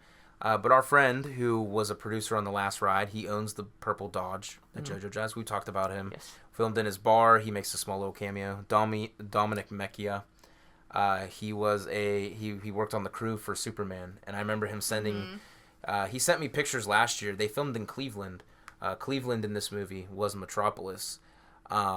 So he got to work on it, and we were curious to see if he was in the credits. He texted me. He's like, yeah, let me know if I'm in the credits. And he went, sigh, I'm usually not. I'm like, okay. Don't they gotta tell you if you're in the? I you would think you'd be notified, like told. Maybe he was just messing around with me, but we waited, and sure enough, his name was there, and we started tearing up a little bit because not only did we witness a great movie, but then there's our friend right there. So like, he should not be ashamed to be a part of this thing. I was trying not to scream when I saw his name because it's like. It's so cool because you know the person, you know? That'd be awesome. And I looked at Karsen, I was like, oh my god, there he is! Oh my god!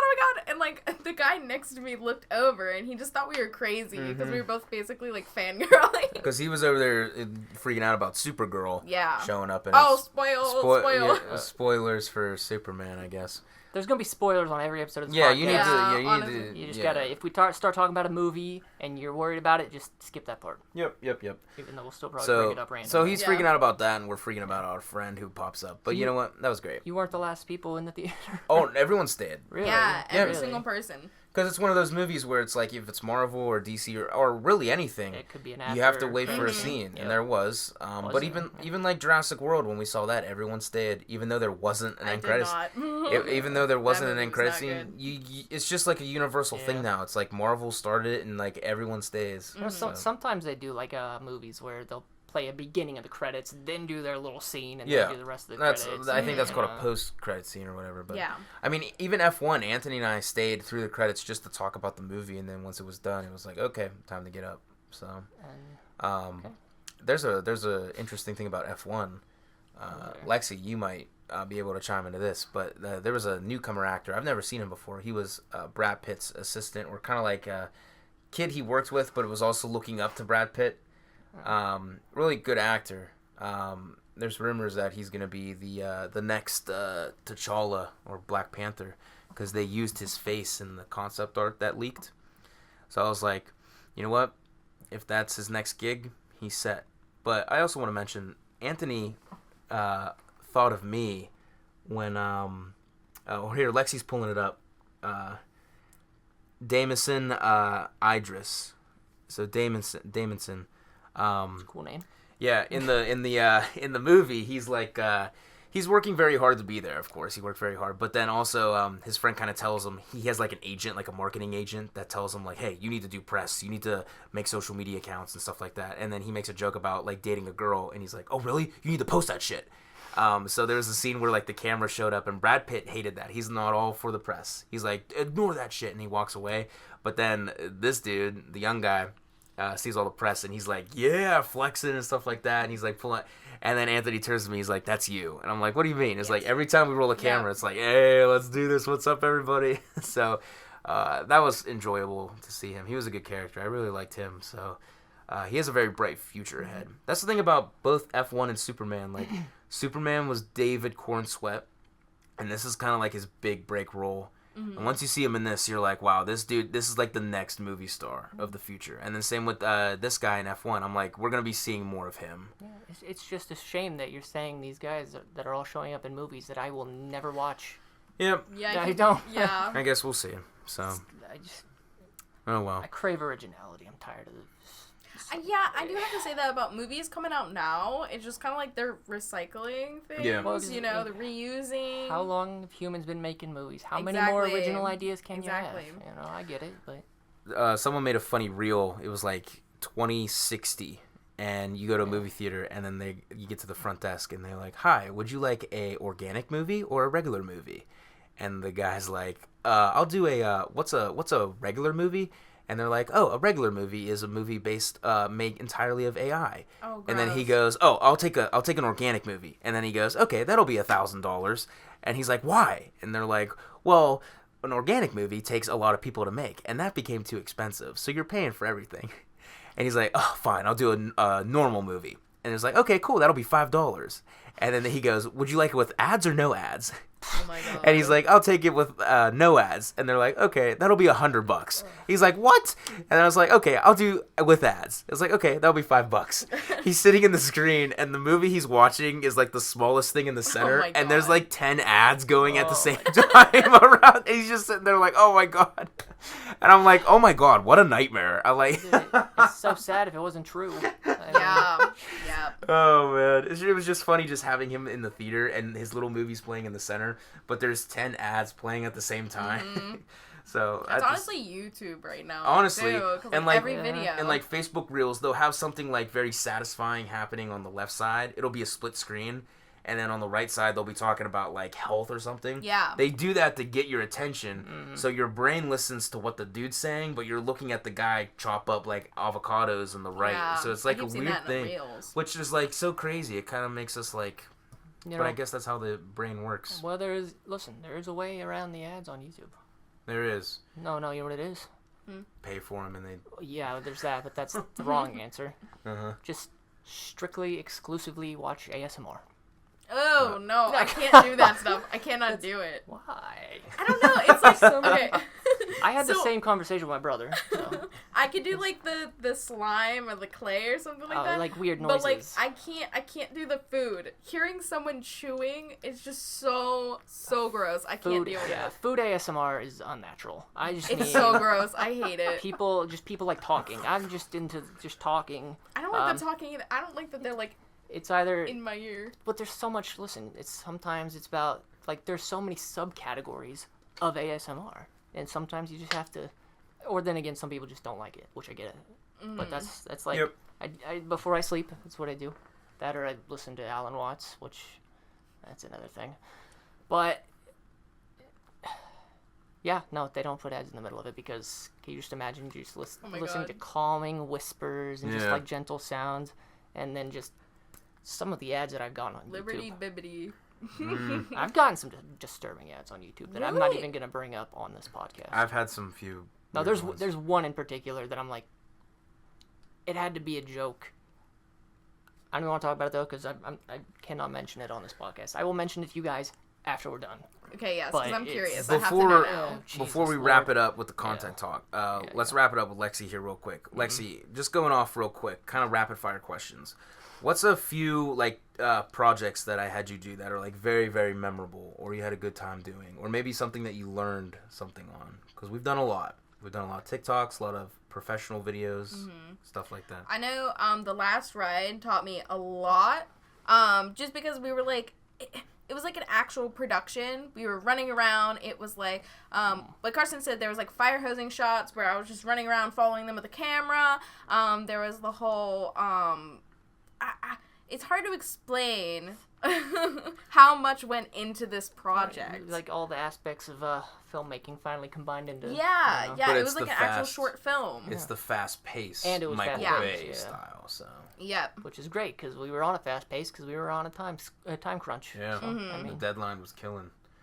But it was such a cool experience because, like, all my projects are amazing. I always learn something. Carson's always teaching me something about Adobe or how to do something. But, like, that specific project was so in-depth and you had to be, like, completely focused in on it that it was, like, that one is so memorable to me. And it was so much fun. Mm-hmm. I haven't even, like, put myself into the spot of, like, you or Carson doing the actual technical work, the editing stuff, the behind the scenes, putting it together. I can't imagine. That was a fun process. I have one question for both of you, really. Okay. This all falls on you harder. Okay. If Lexi were to make a sequel to The Last Ride, would you come back and work with someone that's not me? If you were open to it? I don't see a reason not to. I mean, what if it was like, so what if we did a trilogy and this was definitely your last one? Okay. Kind of put more of a cap on your story. I know, like we kind of did with The Last Ride, your obsession went away, the trophies are destroyed. But maybe like this third one could be like you finding your new happiness and you have your happy ending, kind of. Technically, you drove off into the sunset, literally, in the last one. But I mean, if we were to do a third one, I mean, I'm never one to turn down a role. yeah, I guess if the story you know. was good and you felt it was I'm worth sure it doing, would be, yeah. Because Yeah. I mean, that leads me to ask you, Carson. Do you feel comfortable just entirely handing off your baby to somebody to totally take over on their own? I definitely do with Lexi. I If it gonna was someone say, else, if you didn't know her, Aw. yeah. yeah, definitely Lexi. I feel like she could do her own spin on it and make it different. And then you were probably gonna ask her, how would you handle working with a diva like Brandon if you were to handle this on Yeah, your you gotta own? like, Right? yeah. So No, you're tons of fun to work with. And then Brandon is so funny. whoever else she wants to bring in to the future of this, So we'll see. And then I mean, you'll always have the Karsen Cervi ones. Maybe people will like once we like get new directors in, people will separate, even though it's the same series and everything's connected. They'll still like divide it into like the these are the Karsen Cervi ones. Oh, this is the Lexi ones. I was trying to think like a real life example. Like, are there any movies where? Oh, absolutely. Like they took, Dude. gave the franchise. I'm hoping they don't do it to Squid Game as mentioned last week. I have to talk to you about yeah. that. I have to talk to you about that. All right, but anyways, But like any film franchise nowadays, I'll bring it up with Transformers. People separate the Michael Bay ones from these ones that they're making now. Granted, they did do kind of like a reboot after Michael Bay because the Michael Bay ones did go off the rails to a point where it was like unsavable. But like they call it the Bayverse. The Snyderverse is the freaking like the old Man of Steel movies and stuff like that. The Nolanverse is Christopher Nolan's Batman and shit like that. So it's like nowadays it's like they associate it with the director, and except for this was a good point. They do it to everyone except for Marvel. No one calls Marvel the Feigeverse because Kevin Feige's the guy in charge. I didn't even know his name. I know, exactly. neither. He's not the center point of it. They call it the MCU. But everything else is, it's the Gunverse, or it's the Snyderverse, or it's the Bayverse. So no other film franchise did what Marvel did. So we'll see what Marvel ends up doing if they do a reboot or something. So, but yeah, all the time, man. It happens with all of them nowadays. Squid Game. Yeah, what is this now? What do we got? I follow Grace Randolph on YouTube, and she does movie math every Sunday, and she talks about the box office. And she goes through the Nielsen charts. Nielsen will deep dive into Netflix, like the streaming ratings. Nielsen still exists. If you're saying that, they've kind of like Netflix and Fandango kind of evolved into different things. I thought they were done when modern retro antenna television went out. So the Squid Game season 3 numbers came out, and you could see like, of course, when a show comes out and it's popular and it's like the 4th or 5th season, all those seasons of the show are back at the number 1 spot because people are going back and rewatching them, getting ready for it. So that's how like Netflix gets their kicks, especially with something like Squid Game or Stranger Things. Because when Stranger Things comes out later this year, the rest out this year? I think so. I don't follow it. Yeah, I didn't dove into that one either. And so those seasons are going to be all popping. You're gonna tell me it's either horrible reviews or good, amazing. Well, no, the numbers are great. People are watching it despite the views or despite the reviews. Right. The views are what matter. Yes. Mm-hmm. Dude, they're making Squid Game America. There's no way they're gonna leave Squid Game behind like this. It's too much of a hot franchise. And it's gonna get ruined. I firmly believe that. You don't know, because they said, who's the director? Guy Finchy or something? He was rumored to do it, and, you know, people will hate, but people are always saying, hey, if Finchy does it, hey, you're kind of obligated to do it, so... Mm-hmm. I don't know. I mean, maybe they'll really care about it and stuff like that. What games would they do for the American one? Oh God! Listen, do you want a serious answer or a joke answer? Because I've seen so many memes about it. I think I know where this is going. Yeah, the memes aren't exactly family friendly, so maybe we'll leave those. Oh, out. okay. But yeah, it's jabs at things that happen in America. American But I mean, we talked about this before. I think like they could be like. I mean, we have red light, green light in America. Mm-hmm. We have hide and seek, which they did. We have jump rope. But I mean, like, we could do, like, musical chairs I saw in one video. We could do, like, capture the flag or something like that. Yeah. That's popular, too. Yep. Oh, Duck the Goose! Some brutalized version of dodgeball where you throw spike balls or something. Oh, yeah, that'd be cool. But to that point, though, it's like you said, like, why would they be playing that Korean game in that ending scene? That's true. I don't know how you pronounce that, but... Yeah. But again, I think that was just, like, to wrap the story up nicely to make it clear that it's still Squid Game, because they can't really make it a different game, and then you see them playing it and you're like, oh wait, is this like them trying to do the Squid Game? It's like when they do it with that game that we are already familiar with, there's like no doubt in your mind, you're like, oh no, they're doing Squid Game. But yeah, dude, they're not gonna leave this behind in the dust. Well, it's too much. I'm gonna live my life as if they did. Okay, I mean, again, you don't have to watch it. You'll always have the perfect trilogy. I'll wait till I hear things about it, and then the cast of characters might intrigue me depending on how they do that. Exactly. That'll be a you big never part know. of it. You gotta see it. It'll be a few years. Because I can judge how serious they're gonna take it and how serious I can take it based on who they cast in it. So. Alrighty. So, we're running out of time. We're at an hour and 35 minutes.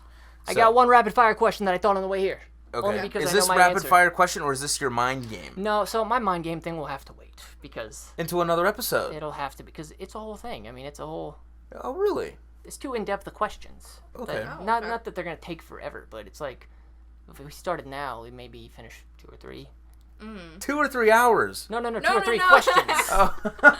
2 or 3 questions. It's okay, Karsen. But it's alright because listen, it's good to leave stuff still on the ledger coming up. Yeah. That'll be a fun one.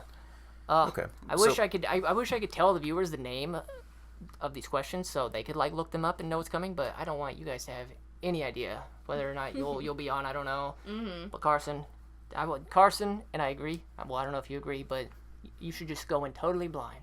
Mm-hmm. You should. That'll be more fun. Yeah, definitely. I will. Mm-hmm. So, what's your rapid fire question? So it's only one because I thought about this because I thought of my answer last night and I was like, I have a question. What is, and this might be a hard one off the top of your head, but just any answer.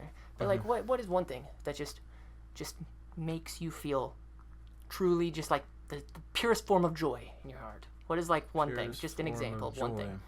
Just one thing that just truly brings just a moment of happiness. Are we talking like? It can be very specific, very innocuous, something small. I'm not saying what makes you the happiest in life. Just something that just brings you that moment of pure joy. Because I know my answer. I was gonna say one short answer would be puppies. But I like that if answer. we're going in depth, I would have to say as an artist, once I finish a project, get it approved, and then they tell me what they like and everything, that's like amazing because you spend all this time, all this effort on this one thing just for it to like you have to go through all of the fixes, the changes, and finally when it's accepted and they love it, it brings me so much joy. It's a good answer. I like that answer. Karsen's been thinking hard. Very hard. He's been hunched over, just trying to get the gears going in his head. I'd say like getting a message from somebody I haven't heard from in a while. Oh, that is nice. Especially if it's like a compliment or if it's like, just someone checking in on you. Yeah. Or like a crush or something. Yeah. Being drunk with good people. Being drunk with good That'd people. be a good vibe. Yeah. I love that. Yes. So especially if you don't got nowhere to be the next day, no one has to go home. Don't fall out of cars, people. Yep, yeah, definitely don't drink and drive. So as long as everyone stays in, you're locked in for the night, man. That's great. So I would say that would be my. What about you? I'll tell you what mine is because it's happened to me last night. Last night. Oh, okay. Last night, yeah. Now Karsen knows this. A broad answer would be storms, Right. thunderstorms, Oh, okay. lightning. I love it, and everybody that knows me knows it. I will drop whatever I'm doing if there's a storm. But there's like just something different. Whenever a storm hits that you just had no idea was coming. Like sometimes I'll look at the forecast, be like, it's supposed to storm tonight, and it can be an awesome storm, and that's great. But like specifically, I'm sitting in my room at 1 a.m. because I do not sleep. I'm sitting in my room at 1 a.m. playing some dumb video game or whatever it is that I do. I don't know. And then just totally out of nowhere, totally unexpected, just a flash in my window. Just a bright flash. And immediately, like, I can't explain the feeling. My heart just, like, explodes. I'm just like, that was lightning. I just had no idea it was coming. I immediately get on the radar and I look, I'm just like, oh my God. Like, it just, I don't know why. That's the thing about it all. I don't know why I love it so much.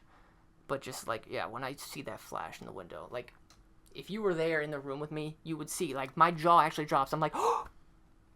Really? Like, I get so pumped. And it was a shitty storm. It lasted about 2 seconds. Aw, I dang. did see 3 really cool bolts of lightning, though. They were the cloud kind, you know, that are up in the air. Funny you say that. This just Why not? crossed my mind. Yeah.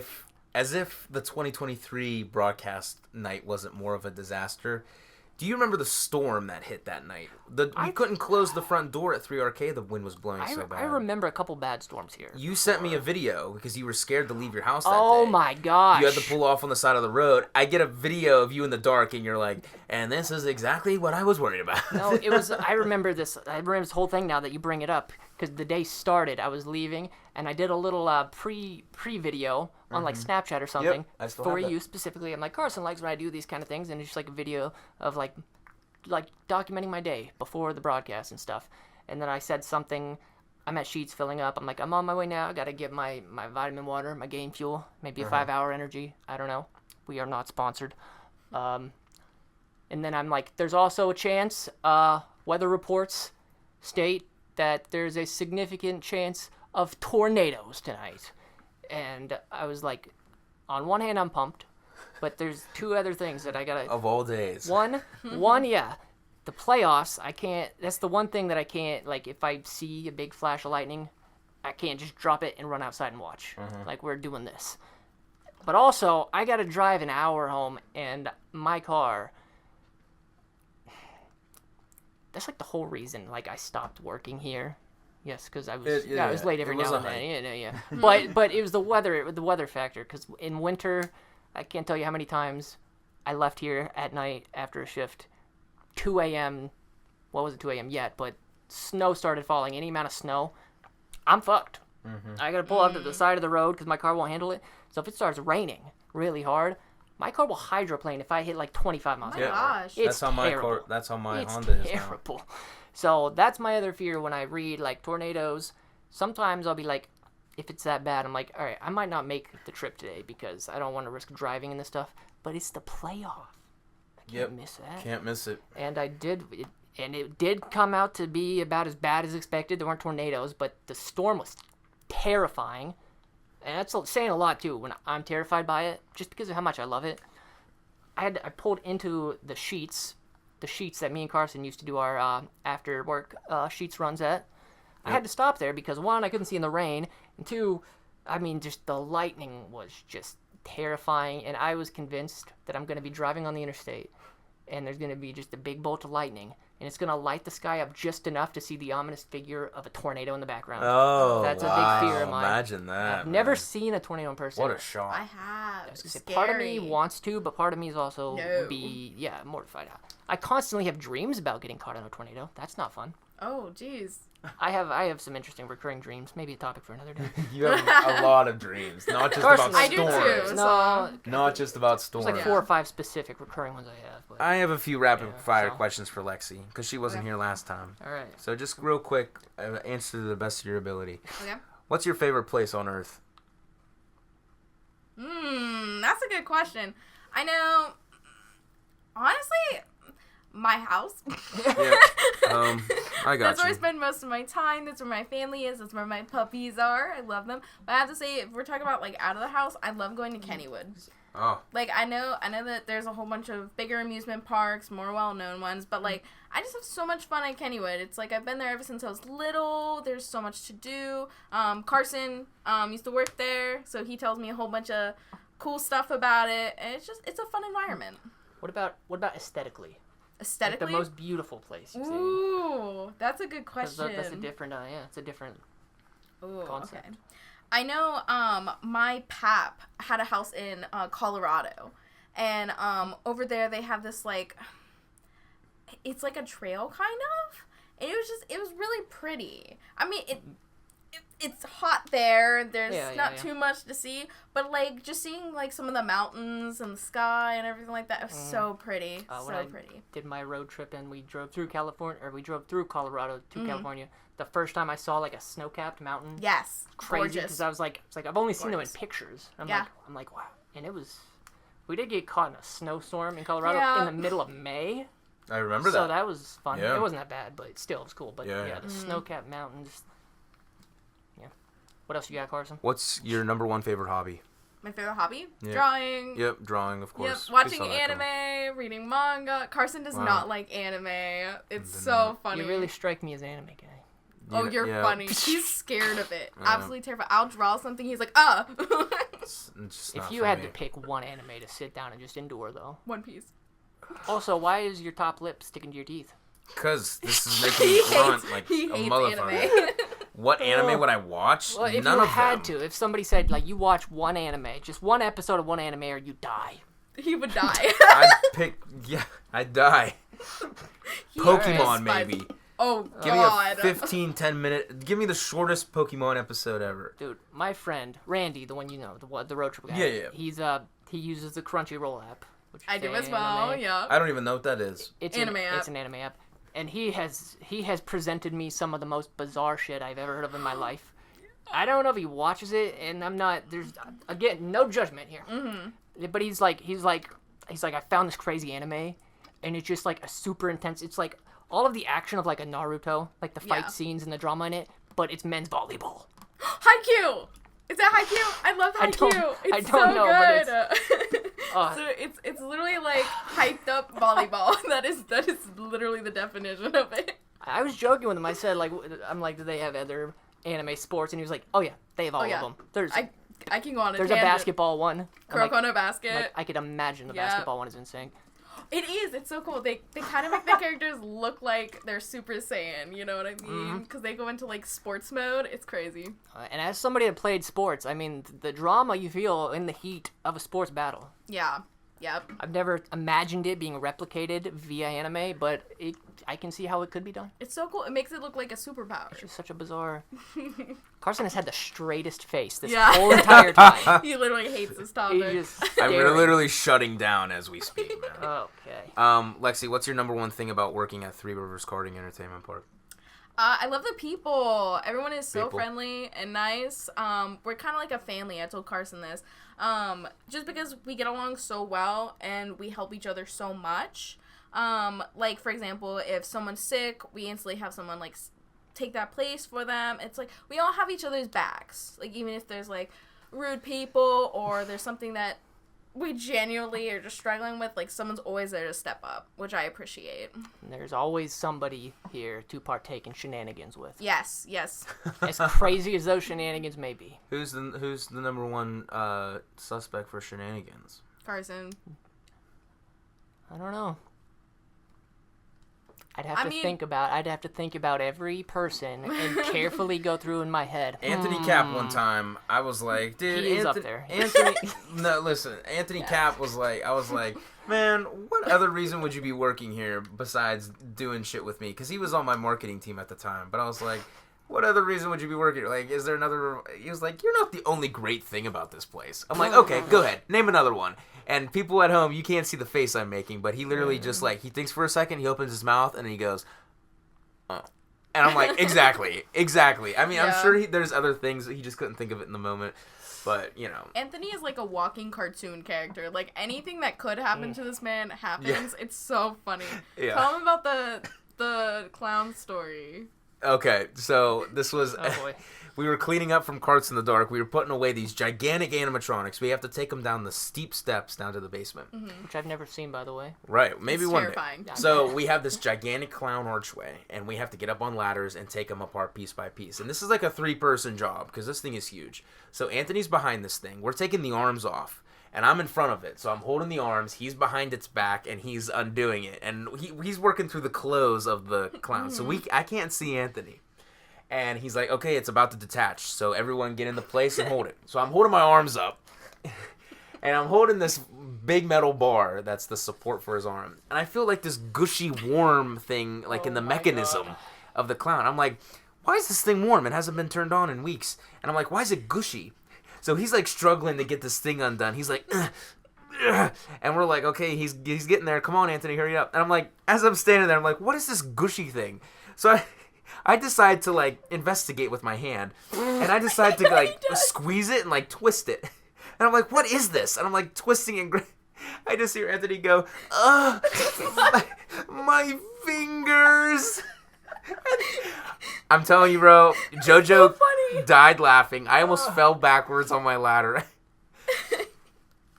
2 minutes later, Literally crying. we're carrying these giant animatronics off the track. And he's huffing and puffing. We've been really going at it. I'm like, you need a break, man? You need a break? He's like, I don't need a break. 2 seconds later, he backs in his 2 heels back into the back of the barrier. And he goes, oh, oh, oh. And he almost falls back. He drops his side of the animatronic. He catches himself. And then he goes, maybe I should take a break. Like, 5 minutes after that, we get this giant animatronic down the steps. And we're like, oh, my God. This was like the last one, I think. And we finally get it to its spot, and we're like, oh, drop it. Put it on the ground so we're done. Boom. We drop it. Anthony's facial expression, his eyes get wide. His face goes white. And he goes, And I'm like, what's wrong? I look down, and I shit you not, in Tom and Jerry fashion, this thing's support is crushing the middle of his feet. The front of his toes are, like, bushed up like a balloon. Like, you would have thought it was, like, cartoon, like, thumping. Like, boom, boom, boom, boom. I look up at him. I realize what happened. And he goes, He's, like, shaking at this point. He goes, please get it off. Yeah. Like, it's a literal cartoon. We lifted up. Oh, I love it. So I changed my answer. It's definitely Anthony. So, yeah, like, oh, my God, man. Oh my so, God. what a great day. So, yeah, working with Anthony is an absolute blast. I don't think I've ever met anyone in my life that makes me laugh. Like, we're talking, like, can't breathe, absolutely in tears, crying. Yeah. So what was the goo? The goo? Oh, it was his hand. Oh, yeah. Oh, It was his hand. Yeah. It was So I'm just like, what his is hand. this? His hand. Because remember, Oh. I was like, what is this? And he goes, my fingers. And Oh. I realized it was Oh. his hand. Yeah. Oh. He was gripping Oh and my God. twisting Which, his hand. he's all the way on the other side of Okay. this thing. So I'm like, how the fuck are you getting your arm in this thing? I So didn't he even- was, like, sprawled out, like Yeah. halfway Oh. sideways on the thing. I My didn't thing even, is, yeah. how did he not realize Karsen was Yeah, grabbing his that whole hand? time, I was like, what is that? And then it took him, like, me twisting and pinching his finger. So I'm like, oh my God. That's Anthony. So that's Anthony for you. Even Kai's pretty funny sometimes because he just makes weird noises. Yeah. Like out of the blue, you'll hear someone just screech. You don't and know then you who just Kai it's him. is. We all Maybe a know little a bit. screecher, though. I think. Yeah. So. I think that's me and my work. So to wrap this up, Yeah. anything you want to add before I get into more 3RK events? More 3RK events. So, Go ahead and tie it up with a nice pretty bow, Karsen. Okay. What do we got? Alrighty. So, not only do we have the 3RK Championship and the Pittsburgh Mascot Charity Race on Thursday, this Saturday you can catch 3RK, me, at Dave & Buster's in the waterfront. We're going back to Party Palooza with Macaroni Kid. They're a group that specializes in like marketing for like events for kids, families, you name it. They did this last year in Mount Lebanon in this really nice hotel. Craig and I went. It was so great, so much exposure. We got to meet with a lot of people, and then they're inviting us back again. It's in Dave & Buster's at the waterfront in Homestead. So we'll have our booth. We'll have some opportunities to win some free merch, and then we're doing another sweepstakes where you can win a free party package. So that's really big. We never do that except one time a year, and that's for this event. So I'll be there. I'll have a bunch of free stuff for you, a lot of information, $5 arcade cards, things like that. So that's Saturday. And who doesn't love free stuff? Of course, who doesn't love free stuff? And then this Sunday is our next big summer event. We're doing the Syndicate Car Club car show here at 3RK, 12 p.m. to 4 p.m., weather permitting. Totally free to join. You can bring out your car. You could park it. There's going to be music, free giveaways, and then, of course, you can come inside, enjoy the garage bar and grill, axe throwing, arcades, karting if you're interested. They come every year, and it's a lot of fun. They're the same group that we work with on Trunk or Treat, so they're always great. They put on a good show. So busy week. And then, of course, the next week, you have the Arcade-a-thon and fundraiser. So if you come in, it's 6 p.m. to 8 p.m. Anytime after 6, if you spend any money on any food, drink, attraction here at 3RK, 10% will go to the Premier Youth and Community Center. They're the ones who are hosting this event, so 10% will go to a great cause. So that's also something we've never really done here before. And then there's 2 sessions for what they're calling a arcade-a-thon. First time ever that we've hosted an arcade-a-thon. Brandon just blew his vape. He just smoked out my office. We'll see if the fire alarm goes off here in a second. Fine. Karsen doesn't want people to know this, but when he was playing the Blue Man, he had to hit my vape to get the smoke shots in there. Yes, That is true. Yep. Because he didn't want to put a smoke machine in my car. Yeah, well, we couldn't reach it. And it was raining. It was raining, it was pouring. So there's that. So the Arcade-a-thon, there's 2 sessions. You can sign up for the 6 p.m. to 7 or 7 to 8. And it's basically just like a running kind of thing. Brandon's blowing his vape away from me now. So instead of running, you're trying to see as much as arcade tickets you could rack up, and then there's going to be prizes that they're going to have towards the end of it. So we've never had anything like that before. And then to cap off the month, we have our online event, Christmas in July, which is where we showcase all things corporate events and holiday parties, everything that 3RK has to offer for this holiday season, because Christmas in July really starts the promotion material for that. A lot of companies are planning their holiday parties already. And fun fact, August, this got to be some kind of record breaker. We haven't looked at the numbers yet, but we have a lot of private events in August. It's unusual for August. And we got a big one. I do kind of miss doing the big private facility. Oh, they're the best. I know some people. They're the best. It's just those so, are usually the chill ones. Yeah, it's unique. Kids, you can do like they can. I don't know how to put it. They can make like special requests. You can do like things because it's just them. Yep, you know? it's just them. They're like, yeah, can we do some go-kart races with the lights off? And we're hell yeah, you can. They get cosmic karting halfway through. They get the catered meals and everything. A lot of that goes to Ronnie. She's the events coordinator. But that's so fun. It's even when it comes to the holidays, it's just like we have 3. Like sometimes we have 3 a day, and it's like all week. It's a great time. So that starts Christmas in July 25th, all day online event. Come check it out if you're interested. And then come see us for all of our other events, like the 3RK Championship. It's the big one. Come watch the Mascot race. Vote for a mascot. Come see us at Party Palooza on Saturday, July 19th, 12 to, I believe it's 12 to 3. And come for the car show. So there's a lot going on. Come down on Thursday, because I plan on being here very early, because why not? Hopefully I can get some, I'm going to try to get some like driver pre-broadcast interviews. Yeah. Just, not on the broadcast. We'll do post-race interviews with the winners, of course, on the broadcast, I'm sure. But just some pre-race interviews that aren't on the broadcast, so I can talk to some of them. But if you want to come down, spectate the awesome event, because it will be worth watching, trust me.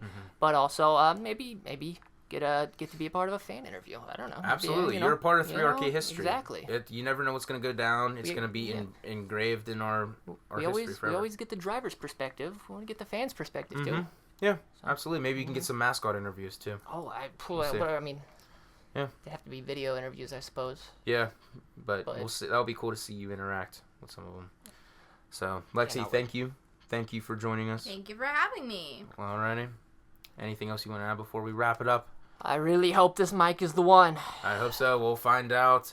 And we'll see you here on the podcast next week. or we'll see you at some point on Brandon's broadcast for the championship. Yeah, we hope to see you Thursday. Yeah, or come see us in person. Yeah, it'll be a fun time. I'm so excited. It's getting closer and closer. So we'll see you guys next time. Thank you for listening. If you listened through the whole thing, if not, there'll be chapter times. Of course. Until next time, everyone. Say bye, Lexi. Bye bye. Say bye, Brandon. So long. Say bye, Karsen. Bye bye.